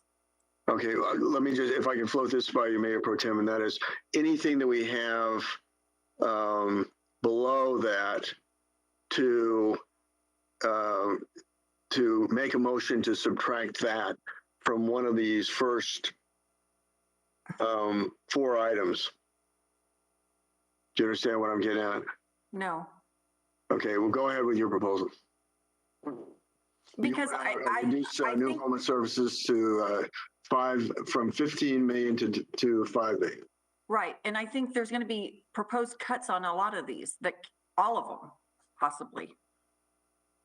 I mean, and I'll open this up to discussion, that as we, we'll free that money up as we have grants come in. We can reduce that amount. But I think, let me ask a question of staff. Does that anticipate there would be money coming in from the outside, like ARPA dollars from state and from the county to support the new homeless services campus? Or is that the entire amount that's necessary for it? Mayor, this is Jessica Prosser. So we put some estimations of cost in the backup related to this project. Depending on the components that are in there, anywhere from kind of a $80 to $110 million range for this project. We met with the state again this week. They are very interested in this project and helping support it. There would be a 25% match coming from the local government, counties, any other foundations, anybody else that we would work with. So we would be obligated to come up with that match. So just for ease, if it was $100 million projects, the city and partners would be required to come up with that 25 million. So from a staff perspective, after having conversations with the state and the counties, we were willing to have the proposal be 10 million and thought that would put us in a really good place to create that leverage opportunity and talk with the counties. So that was something that we were going to propose during our presentation that we haven't done this morning, but that's fine. So that's kind of where that lands, and the state is willing to work with us on putting together a proposal through their process for this project. This one, along with the mental health and the Ridgeview, are all three opportunities to leverage quite a bit of state funding. So if, Mayor? Mayor Pro Tem. So if we're looking to put 10, and I propose right now to hold 5, we still have 10 million in reserves that I think everybody agreed to put on the back burner to see what our needs are. And we could always pull money from that to make up the difference. I'm just trying to get us where we can support a bunch of projects. Mayor. Councilmember Mario. Yeah, so when I was when you proposed the reserve, Mayor Pro Tem Bergen, I thought that was completely divorced of the items on here. I didn't think that the intention was to have a hold on some of these items. I just thought it would be a separate process for other projects we might want to support. So that's new information for me. I personally just think that if staff is okay with the $10 million, that we just go with that, and that's a compromise, since I don't think we should be taking the money from all from one area. So I mean, I think to me that's how I would want to move forward. Okay, so my proposal still stands to reduce it to 5. I first of all, I'm not even sure about this campus yet, and so I still need a lot more information. So could we just get a vote on mine first? Further discussion on the proposal to reduce it to the new homeless services campus to 5 million. Mayor, substitute motion. Substitute motion. Can we just reduce it to 10 and call it that? I understand, like, if we're not, Mayor, we're not doing motions. We don't do motions in workshop. That's true. Okay, to the Councilmember Mario, you can take your proposal should this proposal come forward. Councilmember Lawson, to 5 million. Am I going with I'm going with Councilmember Bergen's, Mayor Pro Tem Bergen's proposal? Is that the one? Yes. Councilmember Gardner.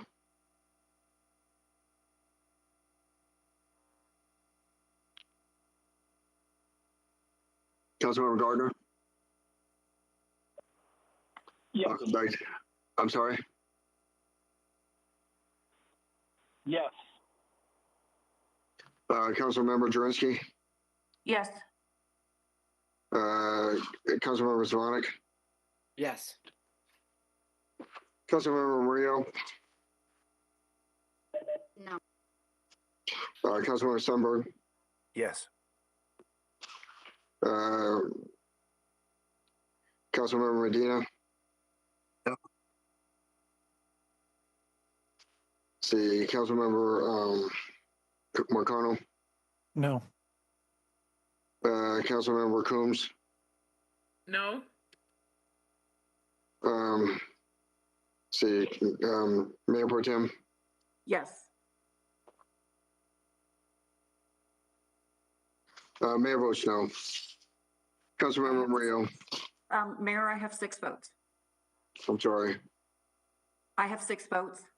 1, 2, let's see, you've got Lawson, Gardner, Jurinsky, Zvonek, Sunberg, and yourself. That's correct. You have 6 votes. Motion passes. So the next one on the list, I can't read it. Mental think it's health the support mental health. competitive process. Is this different from the campus? The Aurora Mental Health Campus? Question for staff. I believe it is that. Staff, is this That's correct. It would incorporate competitive funding, and Aurora Mental Health would be welcome to apply for that funding for their safety net campus. I have a proposal to cut a little bit. Okay, Mayor Pro Tem. And the only reason, so I am fully supportive of the campus, and originally I was supportive of the 10 million. I have found out that Adams County and Arapahoe County are being asked for $7 million contribution. So I think it would be fair that, you know, since they're counties and actually have health and human services, that we would be on equal par and reduce it to 7 million contribution. Further discussion. Mayor? Councilmember Coombs. So the idea is not for this to only go to that campus. And we've had a number of different requests coming from other entities as well. So I think having it on a competitive basis, but having enough that we could potentially fund more than one ask, I think would be appropriate. So I would argue for keeping it at what it's at. Further discussion. Motion before us is to reduce the mental health support competitive process from 10 million to 7 million. Councilmember Lawson. Mayor, I'm going to not support the 7 million. I think I want to keep it at the competitive at 10. Let's see, Councilmember Lawson, Councilmember Gardner. I'm a no vote. That money is not only for Aurora Mental Health, so there's other needs in our community. So. I'm sorry. I just want to be. May I make a clarification? Yeah, Mayor Pro Tem. I was talking about the campus, Aurora Mental Health Campus. That I was trying to be equitable with the county contribution of 7 million for the Aurora Mental Health Campus. No, I understand the ask. I don't support it. Okay. So you're not in support of the campus at all? Are you not in support of the campus? Councilmember The proposal is to reduce from 10 million to 7 million, and I am not in support of that. Okay, Councilmember Jurinsky. Mayor, this is Councilmember Jurinsky. I didn't say anything. I'm asking for your vote on this. Mayor, may I please clarify my position then on my proposal? Mayor Pro Tem. I was talking about the campus. So I'm asking specifically about Aurora Mental Health Campus, not any mental health. Mayor? So if I don't get votes, are we then taking Aurora Mental Health Campus completely off? I just want to make sure we're not doing this incorrectly. No, it would still be at $10 million. For the campus, but Correct. Councilmember Gardner said it's not for the campus. Mayor? Let me go to staff first for clarification, and then I'll Councilmember Coombs. Mayor, this is for a competitive process as it's written. So certainly Aurora Mental Health is expected to apply for this. We have the understanding of what their needs are for some of their gap. We have the understanding of what the counties are providing. And as Councilmember Gardner mentioned, and as you may recall, through our community engagement process, mental health and behavioral health was something that came up as a high priority. So these would still be for one-time costs related to those different categories, but it is meant to be a competitive process. It's not specifically for Aurora Mental Health Safety Net campus, the way that So, this is okay, written. so this is, I'm sorry, just this is not for the campus. The campus is intended to apply for this funding. Yes, we Okay. expect them to. And so the amount of funding was to accommodate, some portion for that campus as well as possible other needs in the community. Oh, Mayor, Mayor Pro Tem. I mean, I'm wondering if I need to withdraw mine. I was assuming we were allowed to vote to put our ARPA funds for the campus and not have them go through the RFP process. So are they not allowed to, can we not vote that they don't have to go through the RFP process? That's not the way this is structured. So like the other competitive processes outlined, they would apply just like any other nonprofit or any other agency looking for funding through ARPA. Okay, so my proposal is to not have them go through the RFP process, but to award $7 million to Aurora Mental Health for their campus. Very well. We can just say yes or no. Right. Let me go back over as to an explanation, clarified proposal. Councilmember Lawson, how do you vote? Is this for the 7 million for the campus? For the campus. Okay, 7 million for the campus, yes. Councilmember Gardner. No. Councilmember Jurenski. I'm sorry, can I get clarification? Please. Mayor Pro Tem. I'm asking that we do not make Aurora Mental Health go through the RFP, but that we award them $7 million for their campus. Yes, I'm a yes. Okay, Councilmember Zvonek. Yes. Councilmember Murillo. So we're ignoring the other requests that we've received for mental health support with this proposal. So no. Mayor? Mayor Pro Tem. Basically, the 3 million would still be out there to be decided. I'm just making a proposal only to contribute to the health campus. Okay, so now I'm confused. I thought it was to reduce the 10 million to 7 million, but awarded to I changed it, Mayor, to only allocate $7 million to the Aurora Mental Health for the campus construction. And 3 million for competitive grant. You guys can do that differently. Okay. You need to decide what you're doing.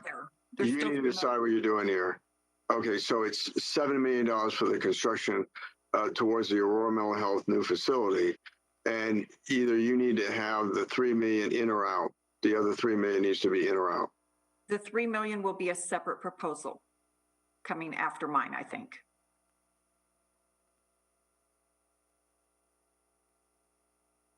Mine's simple. It's just Councilmember Coombs.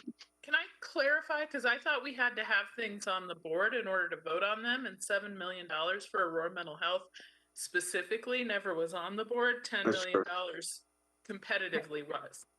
Mayor? Mayor Pro Tem. That's not, no.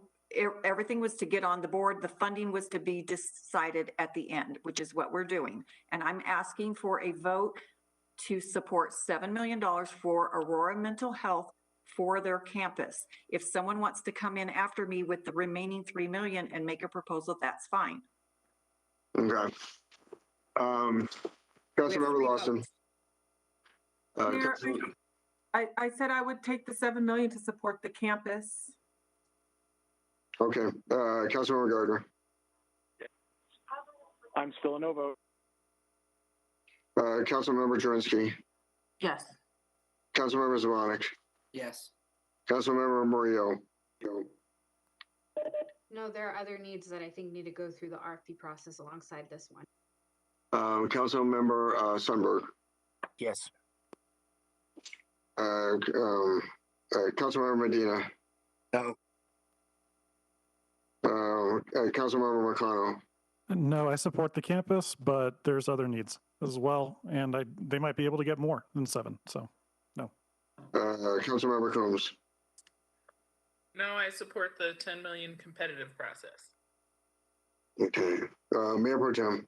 Yes. Mayor votes yes. Passes. Further request. I'll put one forward to delete the park renovations by ward. $9 million. Mayor, Mayor Pro Tem. I was going to reduce it. I don't want to eliminate it. I think this is something that will help each ward and improvements. A lot of these monies don't necessarily go to the entire city for different, projects. And that's why I think it's important to support all wards. So what would you reduce it to? I would reduce it in half. Okay. I'll revise my proposal to reduce it to $4.5 million. Further discussion? I have a question, Murillo. Councilmember Murillo. Yeah, can I ask staff, don't we already have a process to do park renovation? Like we have a master planning process, so I'm confused why this is up for discussion. I could answer that. Well, can I first get staff to answer what our process already looks like, and then I'd love to hear what you have to say. Okay, thank you. Hi, this is Brooke Bell. And so we do have staff that go out and look at the properties and prioritize them based on condition and age. We do have money in the budget to address some of the needs. This budget would allow us to fully address the needs. So what we have in the budget right now is about $5 million for these projects. It would get the work, you would get a smaller renovation, limited by what the budget is. And these additional funds are based on what we would require to make it a really quality project. We always and I don't have a list of like the projects that we're talking about, where they're located. I'm sorry, Councilmember Murillo? Yeah, I don't have very much information. So like, I hear what you're saying, but my understanding is we already have a process to address park improvements. And this is, I don't know, I have very little information about where the parks are, what types of renovations. So yeah, I'm having a hard time supporting this because we already have a process. May I? Mayor Pro Tem. Sorry.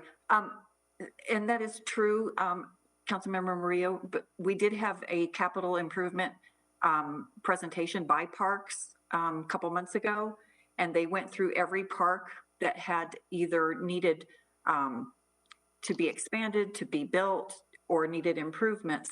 So this, as Brooke Bell just said, that there's some money, but it's not enough money to make the improvements. So this 4.5 million would be to help each ward has parks that all need help or need renovation. So this would help accelerate those projects so that, there's parks outside of my ward. I've heard from Mission Viejo, for example, their park is in pretty bad condition. And I know there's others that are in poor condition, even to the point of, complaints from constituents on, bathroom facilities and so forth. So I think this is something that would help all residents that have parks, which is every single ward has parks.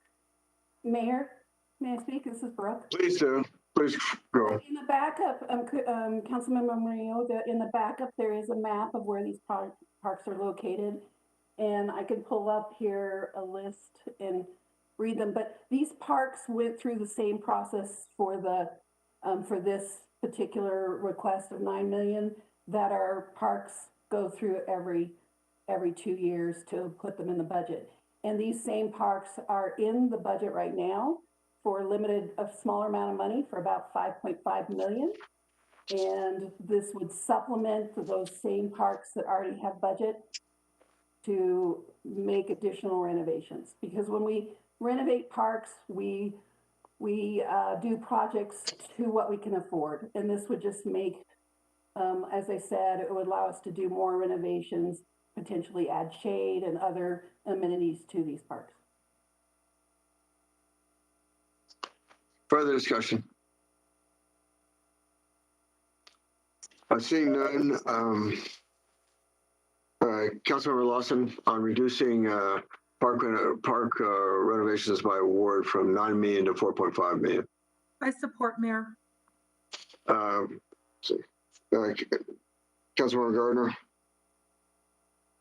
Yeah.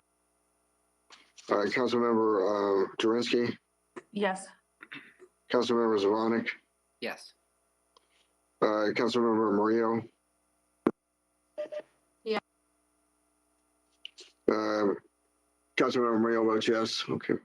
Councilmember Sundberg. Yes. 6 have arisen, so it passes. So we're down. How much more do we need now? 5.8 million. Mayor Zvonik. Councilmember Zvonik. I'm looking at two different line items. One that we just talked about, the mental health support competitive process. And then we also have one coming up that's a competitive nonprofit grant process. I'd like to float the idea of taking that, what is currently 5.5 total, making it 4 million, and just stipulate that mental health services could be a part of that competitive nonprofit grant process. Okay. So, I'm sorry. So you're going to take the competitive nonprofit grant process. Correct. And you're going to delete, is it to delete the, which one? So we would include, instead of having a separate line item for that, we would delete that line item, but put 1.5 million of that 3. So cut that in half and put it down into competitive nonprofit grant process, but just stipulate that in that competitive nonprofit grant process that we want mental health services to be eligible to apply for those grants. Very well. Discussion? Mayor. Councilmember Combs. In the community outreach that was done, mental health was specifically highly rated as something that folks thought these funds should be used on. So I do think we should be specifically calling out mental health. And we hear consistently from folks in the community that Aurora mental health is not accessible to them. And so only putting those funds toward Aurora mental health means that we're ignoring those folks who don't and can't access those services, even though they said that mental health is really important to them. So I do think we need to keep that as its own independent process. Okay, further discussion. Just want clarification, Mayor. I'm sorry, Mayor Pro Tem. Councilmember Zvonik, what's the total amount that you said within this nonprofit grant program, mental health agencies would be eligible? Correct. So what we would do is take the current total amount. You have $3 million in the mental health competitive support process. You have 2.5 million in the competitive nonprofit grant process. So that's a total of 5.5, and we'd cut it down to 4. So you'd be reducing it by 1.5. But just as I said, stipulate that in that competitive nonprofit grant process that we want mental health services to be eligible for those grants, so that those unmet needs in the community that are out there that Councilmember Coombs referred to, they will have access to that $4 million in that competitive nonprofit grant process. So that actually does allow for even more, possibly more money for mental health. Sure, potentially. Okay, thank you. Councilmember Zvonik, would it look like this, what I've got on the board? This 3 million will go down to nothing, but this 2.5 will go up to 4? Yes, sir. Okay. Further discussion? Seeing no further discussion, Councilmember Lawson. I just really want to make sure that the mental health is in a separate bucket for that when they're, that's my issue. So I don't know if there's no guarantee, so I'll be a no on that. Councilmember Gardner. No. Councilmember Jurenski. Yes. Councilmember Zvonik. Yes. Councilmember Murillo. No. I'm sorry, Councilmember Murillo. No. Councilmember Sundberg. Yes. Councilmember Medina, No. Councilmember Connell, No. let's see, Councilmember Coombs, No. Mayor Pro Tem, Yes.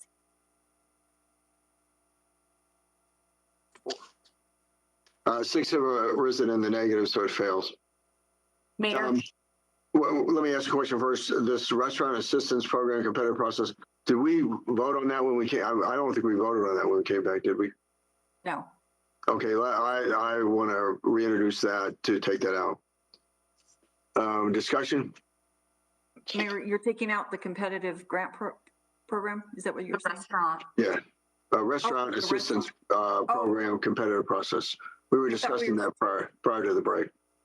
Okay, but are we not on the competitive nonprofit? We can do it. There's no order here. I'm sorry. Sorry. Okay, so discussion. Councilmember Lawson. Mayor, is this just to remove this program? Yes. I would be a no. I would be in favor of reducing it. Okay. Let's see how much we're short here. Oh, almost 6,000, almost 6 million. Okay. Councilmember Lawson is no. Councilmember Gardner. No. Councilmember Jurenski. Yes. Councilmember Zvonek. Yes. Councilmember Murillo. No. Councilmember Sundberg. Yes. Councilmember Medina. No. Councilmember McConnell. No. Councilmember Coombs. No. Mayor Pro Tem. Yes.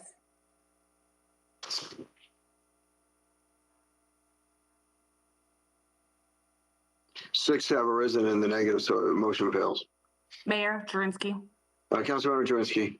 I have two things, well, a couple things I'd like to bring up, but first, I am greatly in support of bringing back funding and finding funding for the Morning Star program, and I'm absolutely committed to Councilmember Lawson and figuring out how we make that happen. But I do just want to ask staff for clarification on this, because I thought the ARPA dollars were for one-time use things, and I just believe that maybe with the Morning Star program there would be an ongoing cost with that. So I would just like staff to clarify if using this 300,000 to bring back the Morning Star program is even eligible. I can help with that. We do have funding in the 2022 budget for the program. So then why was it canceled? Well, that's a whole nother, we're coming to study session for a bigger discussion on that on the 7th. Mayor, I would like to see the $300,000 for Morning Star removed. Very well. And keep in mind that there is money to do an assessment as to what the needs are, also by Councilmember Lawson. Further discussion? Mayor, can I ask Mr. Twombly a question? So Please.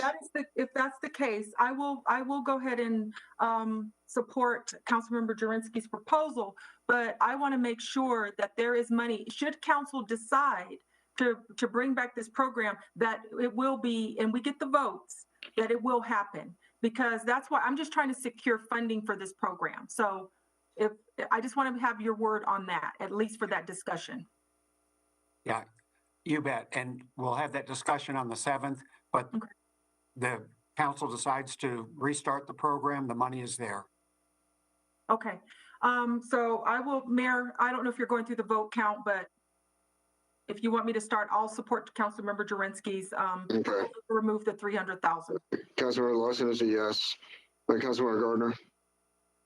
Yes. Councilmember Jurenski? Yes. Councilmember Zvonek? Yes. Councilmember Murillo? Yes. Councilmember Sundberg? Yes. 6 have arisen in support, so it passes. Mayor Jurenski. Councilmember Jurenski? I would also like to bring up, since we're having a hard time on discussing other things, I would like to bring up 3 line items that I feel at this time are completely irrelevant until the city building reopens, and maybe at that time we come back. We are setting a $10 million reserve in ARPA funds, and maybe we come back and look at it at this time. But we are still very much in virtual land, folks. So I feel like right now, line 13, laptops and hotel cube equipment. Line 18, city facility ADA improvements, council chambers, and line 20, technology and ADA improvements in council chambers could be discussed when we're back in reality land instead of virtual land. Okay. Do you wish to bring those forward separately or in a package? Let's bring them forward separately, please. Very well. I believe 13 was the first one, laptops and hotel cube equipment discussion. Mayor. Councilmember McConnell. Thank you, sir. This applies to all 3. Actually, so I completely disagree. I think since we're not actually in session in chambers currently, this is the best time to do construction and retrofits so that we're not going to be interrupting regular meetings or regular staff use of these spaces. And it's my understanding with the specific to the laptops and hotel cube equipment, this is to allow hoteling for basically shifts of different city employees to come utilize the space as needed in order to save on necessary capital expenditures, much greater capital expenditures from expanding existing facilities or even building new facilities. So again, this is the exact time to be doing this when we're not actually in person, because we will return and staff will return, and having this infrastructure set up now is going to be much less disruptive and cheaper. Again, the longer we wait to do these things, the more expensive things get, but less disruptive and less expensive if we do it now than if we wait. Further discussion. Yes. Councilmember Coombs. Yeah, and I just would add for number 13, we may be virtual, but a lot of city employees are not. They are working at the city building, and I think more of them have work that would be better done at the city building, but they don't have spaces fully set up with social distancing and everything else. So I think if there's any of these that we should definitely not wait on, it's the one for allowing staff to work in the city building, which they are already doing, and more of them could do. Mayor? Mayor Protem. Are we on 13 with the laptops? 13. Okay, so I had asked this question on my one-on-one, and it's kind of answered, but not exactly in the backup. I wasn't given a definitive number of laptops that we purchased with CARES money. It just said we bought laptops with CARES money. And I know some of this would be for old, outdated, I guess whatever's outdated, 5-year-old laptops or whatever, to be, to be purchased as new ones. So can I find out how many laptops were actually purchased? Because my understanding was anyone that went virtual, which is, I guess, the whole city, because no one's working at the building, does everybody not have a laptop right now?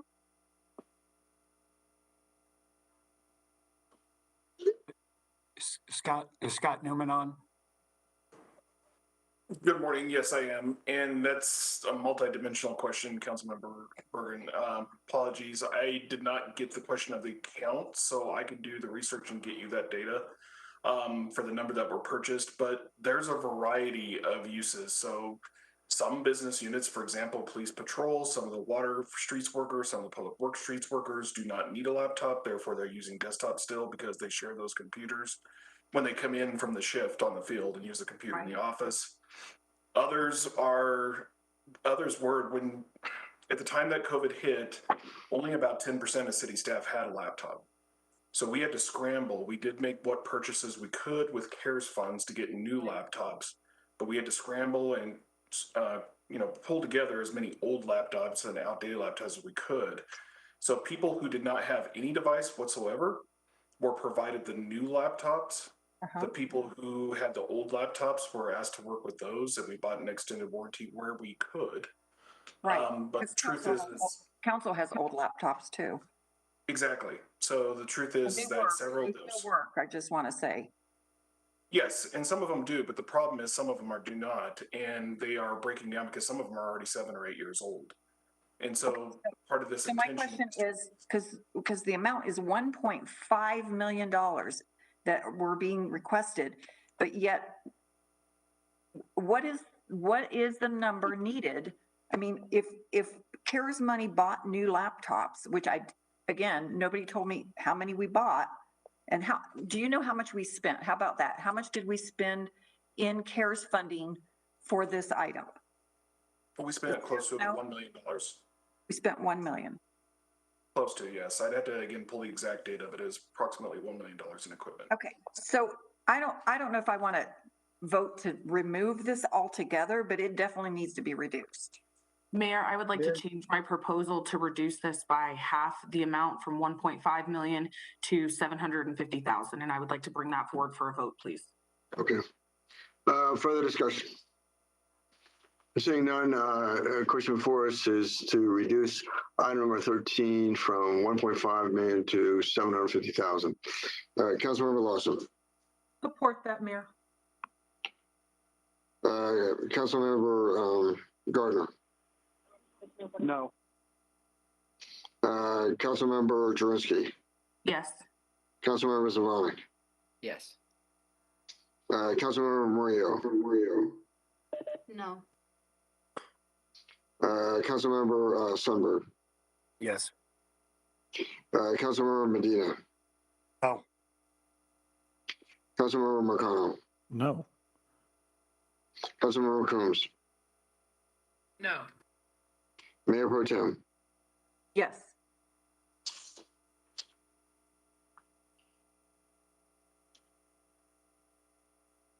Mayor votes yes.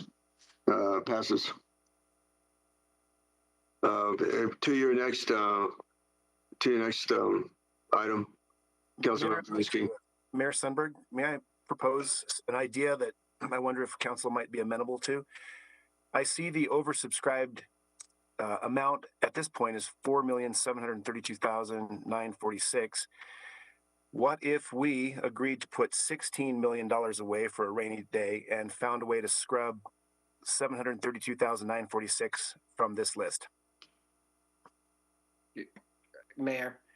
Councilor Zavalik. I think you're going the wrong way, Steve. I'm going to end this thing. Yeah, I think that if we put more into savings, that number goes to 8. So I think you're counting the wrong way. It's wishful thinking. We still need to find this money, Steve. We still need to let's find finish. I'd like to finish Councilmember Jurenski's I see what you're saying. next proposal. Councilmember Jurenski. And I would actually like to, I think at this point, we're not going to agree or get many majorities here on removing anything altogether anymore. So I would just like to revise this to change this to put this one in half from 500,000 to 250,000. I'm sorry. Which one item is that? Item 18. 18 city facility ADA improvements in the council chambers. Okay. Discussion. Mayor. Councilmember McConnell. Thank you, sir. I mean, we were pretty much told by staff that 500,000 was the ballpark estimate, but it might actually be more. So cutting this, I think, is a disservice to folks with disabilities in our city. And it keeps our council chambers as inaccessible and kind of hostile, frankly, to some folks with disabilities as it is today. So I would strongly recommend against cutting this. And frankly, I know we like round numbers, but if we can just agree to just reduce the reserve by what we have outstanding, I'm also amenable to that. Mayor? Mayor Pro Tem. So we're on the 500,000, but there still was another 250, correct, in ADA on a different item? I think if I could, I think that the Technology and ADA Improvements Council Chambers is actually the one that should have gone to 500. The city facility ADA improvements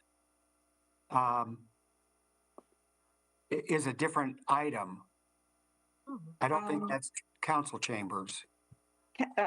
Councilmember Marcano added, so we had 250,000 that was technology and ADA.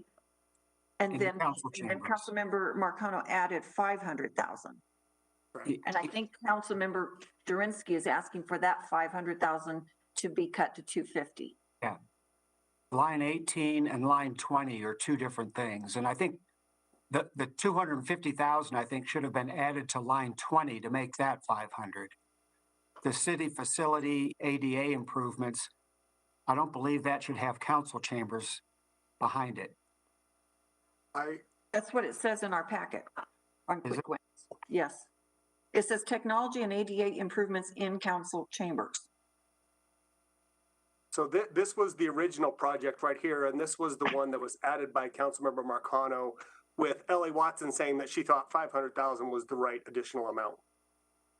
Okay, so all right, I'm not for adding 500,000 on top of a 250. So I will support going from 500 to 250. I heard staff say we are in compliance with ADA. We're not out of compliance. Yep. Mayor. Councilmember McConnell. Thank you, sir. I just want to remind my colleagues that ADA is the absolute floor, and we should not aspire to be, just passable. I think that we can make our chambers more accessible, and that begins with universal design, which again will actually benefit folks who don't have disabilities either, or who are otherwise able. Mayor, can I get? Oh, sorry. Mayor Durinsky. Councilmember Durinsky. I would like to bring back my proposal, and I would like to bring a new proposal forward as a package. I would like line 18, the city facility ADA improvement council chambers. I would like that reduced from 500,000. I would like it reduced by $32,946. I would like my original proposal for animal shelter renovations of $1.4 million to be reduced in half to 700,000. That will bring the remaining overall debt to $4 million. And I would like to ask that our $10 million rainy day fund be reduced by $4 million. And we settle this. Discussion. Mayor Kaufman. Councilmember Lawson. I just have a question. So on the ADA stuff, the 250,000, and then Councilmember Marcano proposed an additional 500. So that was going to make that 750. Yes. Okay. So are we saying? Can I ask Ellie if we reduce that down to 500,000? Is that what would make these changes? Because I do think that we do need to look at the future. We may have a council member who has, a type of disability and that needs to get up on the dais, or, I just have to, I think for me, I have to look at that for the future as well.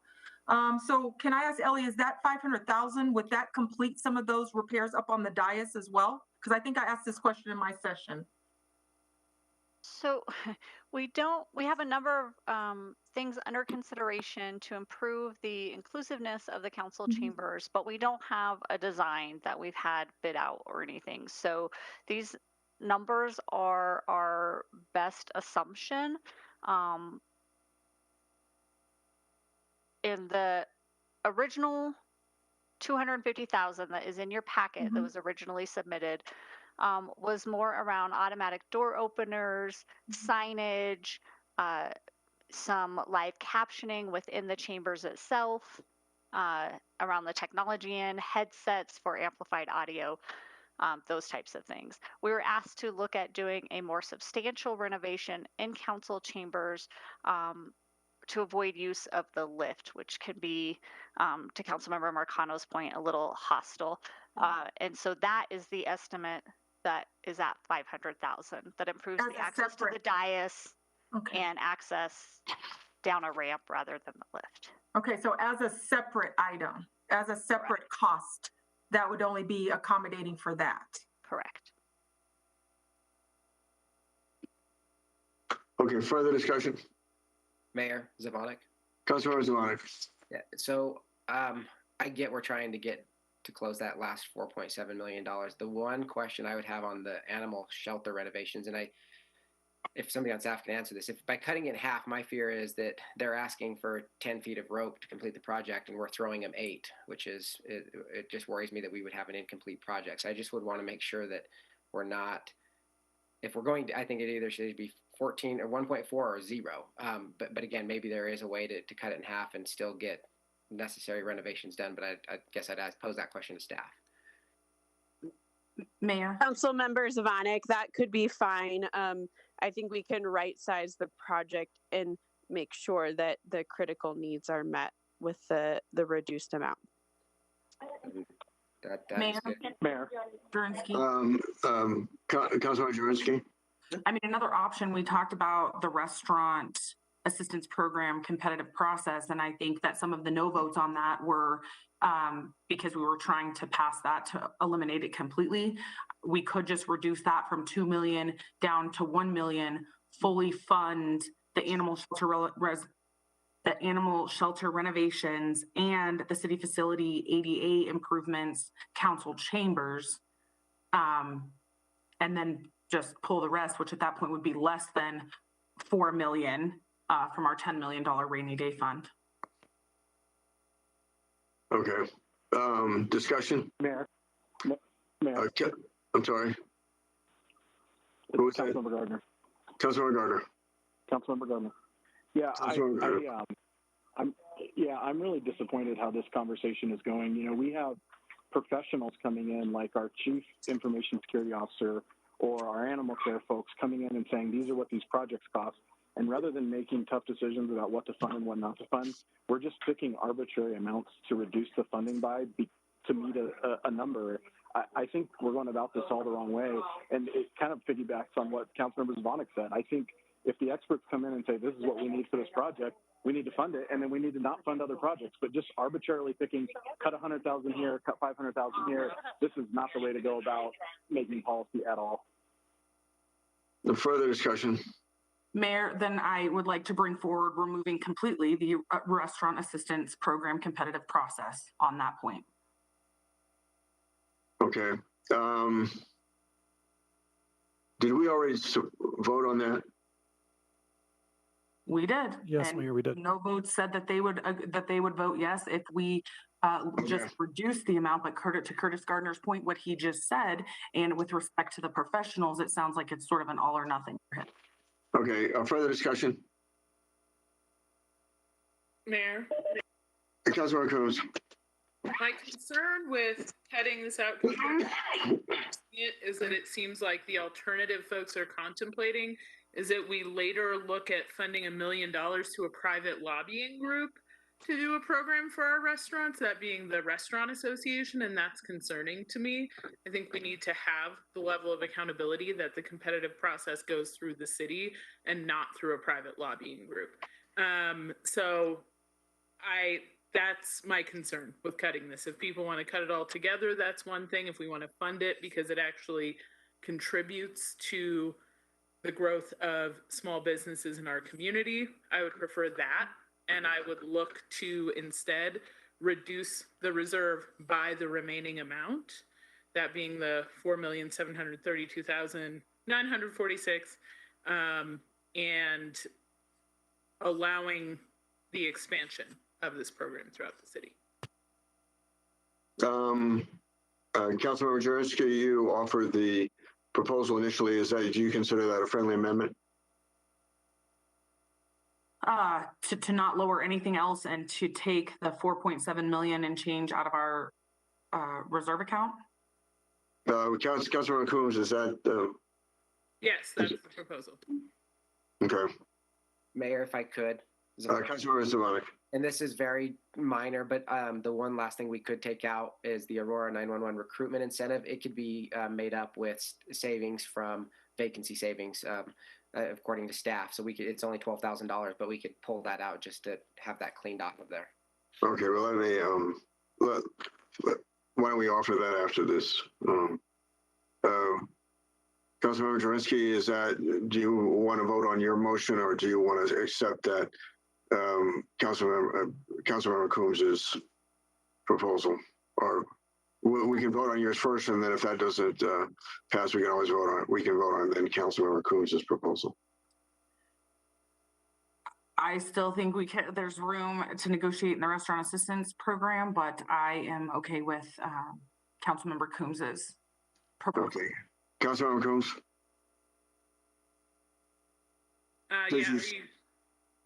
We're to your proposal now. Okay, yes. Okay, further discussion on the Coombs proposal? Can you repeat it? Yeah, just clarification.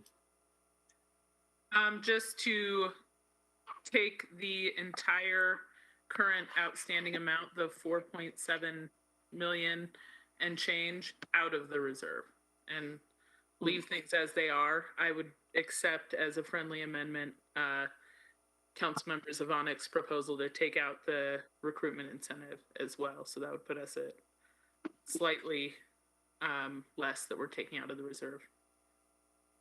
Have we, Mayor? Mayor Pro Tem. Have we cut cold weather activation at all? Well, can we get done with? I don't want to take money out of the reserve that we don't even know what emergency catastrophe is going to hit the city in 2 years. Okay. Discussion on the Coombs proposal. Mayor, Councilmember I would like to leave things the way that they are, and with the pending camping ban coming back, I think it's important that we leave the cold weather sheltering options at $1 million. And if we need to discuss that later, or if we spend enough on whatever type of shelter we so choose, and there's money left over, then we can figure out about it then. I support Councilmember Coombs in keeping the numbers intact the way that they are and moving the rest from the reserves. Mayor, can I ask a question? Mayor Pro Tem. So if any of these programs that we've funded, if they somehow come out to be less, like, you know, maybe we don't use all of the money in the cold weather, or we don't use all the money in, you know, one of the other areas. I think even in the dispatch bonuses, we might come under. So then does that then get added to the reserve if whatever's unused?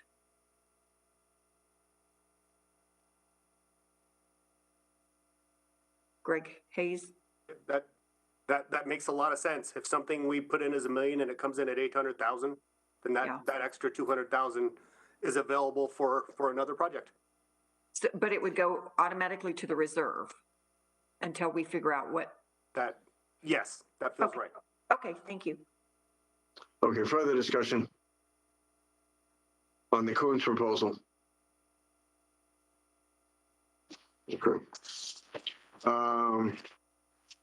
Councilmember Lawson. I support. Councilmember Gardner.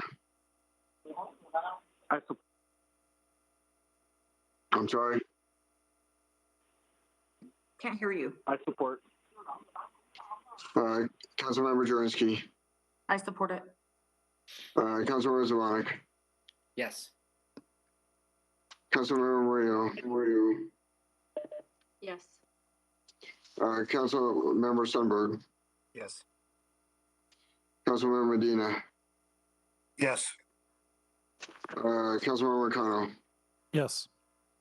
Councilmember Coombs. Yes. Mayor Pro Tem. Yes.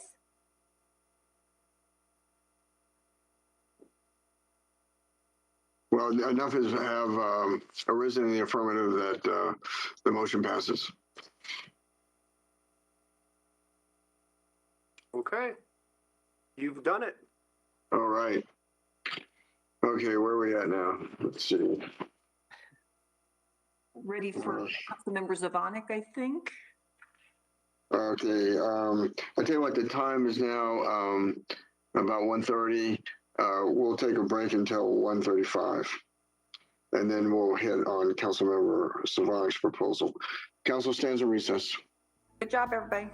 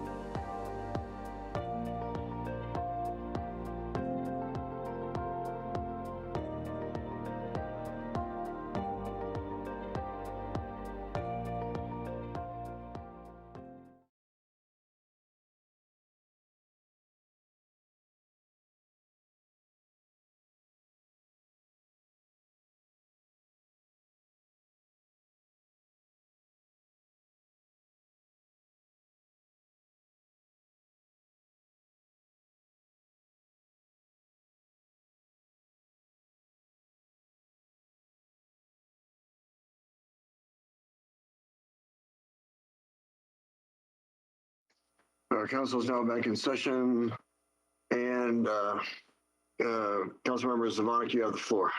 Thanks, sir. Greg, Cindy, does anybody have the presentation that you all had shared with me that you could share with the group? Yeah, I can share it. Give me 1 second. Thank you, sir. I assume it's not in backup, right? So this would be the. That's right. That is right. Okay. Let's see. Can everybody see that all right? Yeah, so go ahead and get to the next slide, please. Okay.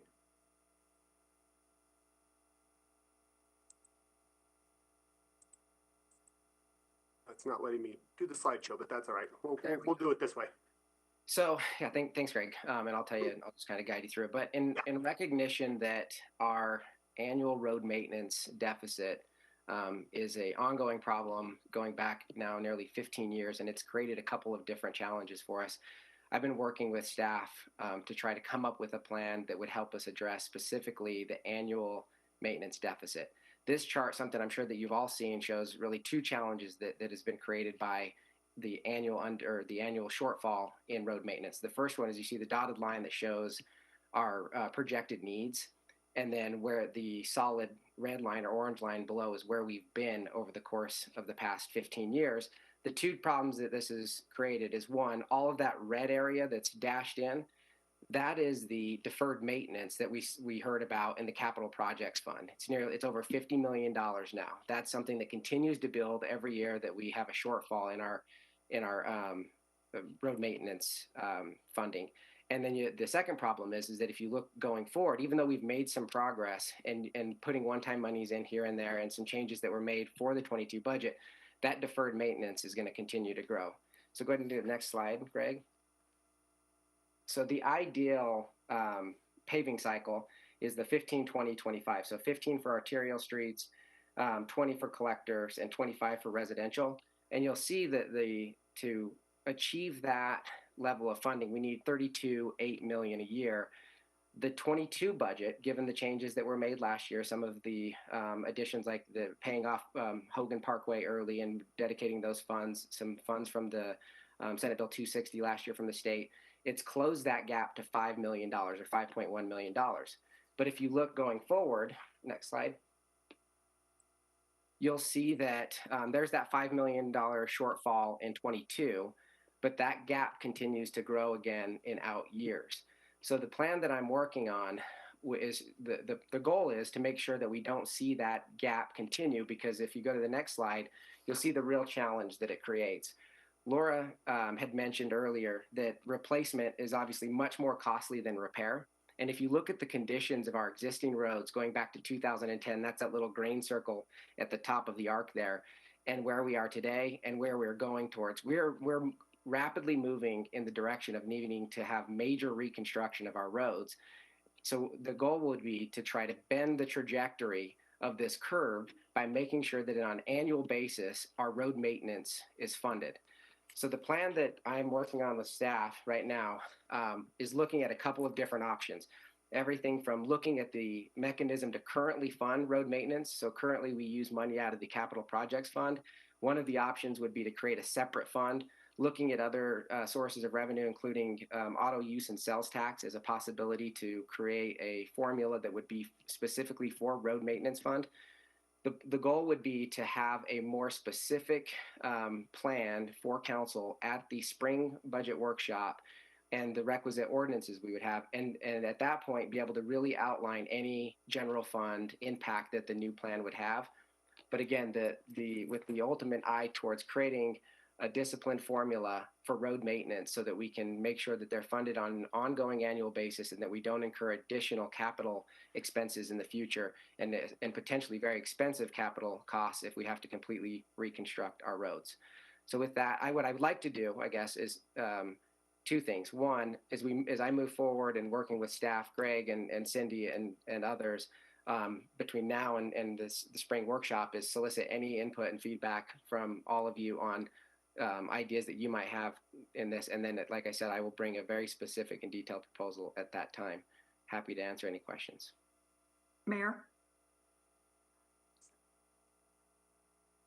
Mayor. Mayor Pro Tem. Oh, thank you. And Councilmember Zvonek, I really appreciate you putting the thought into how to close our road maintenance deficit gap. Ever since Councilmember Lawson and I, were elected in 2013, this has been an issue, and it's, been kicked down the road for a long time. I know we made some attempts in the last couple of years to close that gap, but I'm really pleased to see that this is a plan that could possibly get us not only to close the gap, but to address our maintenance issues going forward into the future. And I know I hear from constituents all the time about our road conditions. In fact, I just had one who had to replace tires and wheels because he hit a huge pothole. So appreciate it. Mayor Jurinski. Councilmember Jurinski. I would just like to say to other members of council, Dustin and I served on CABC before being elected, and we were on the subcommittee of transportation together, of which Councilmember Zvonek was the chair of. So I sort of watched this idea be born. I watched Councilmember Zvonek put so much thought into this. This is such a well thought out plan. I really like the idea of the auto sales and use tax going back into roads. I don't think it gets any better than that, to find money to put into the issue of road maintenance. And I just really want to stress that I watched this plan come to fruition and all the way through, and the hard work that Councilmember Zvonek has put into this. And I really, really am supportive. And Dustin, thank you for seeing this all the way through. Further discussion. Mayor. Councilmember McConnell. Thank you, sir. I'm supportive of having you work with staff to do this. I'm curious to see how that plan ends up.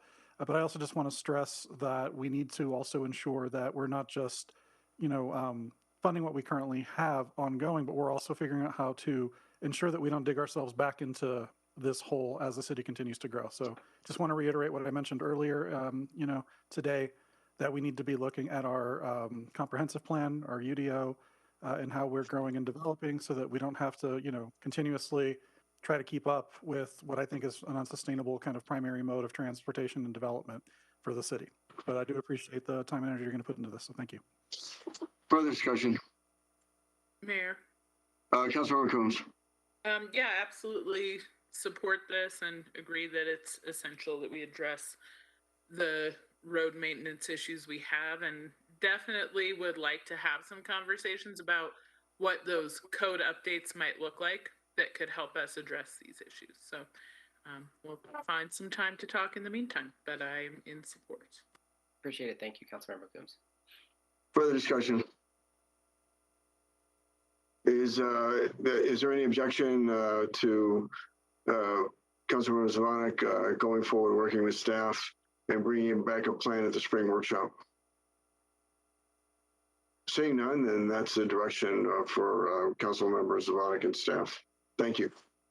Appreciate it. Is there any other business before the study session? Seeing none, thanks everybody. Meeting's adjourned. Thank you, everyone. We can go.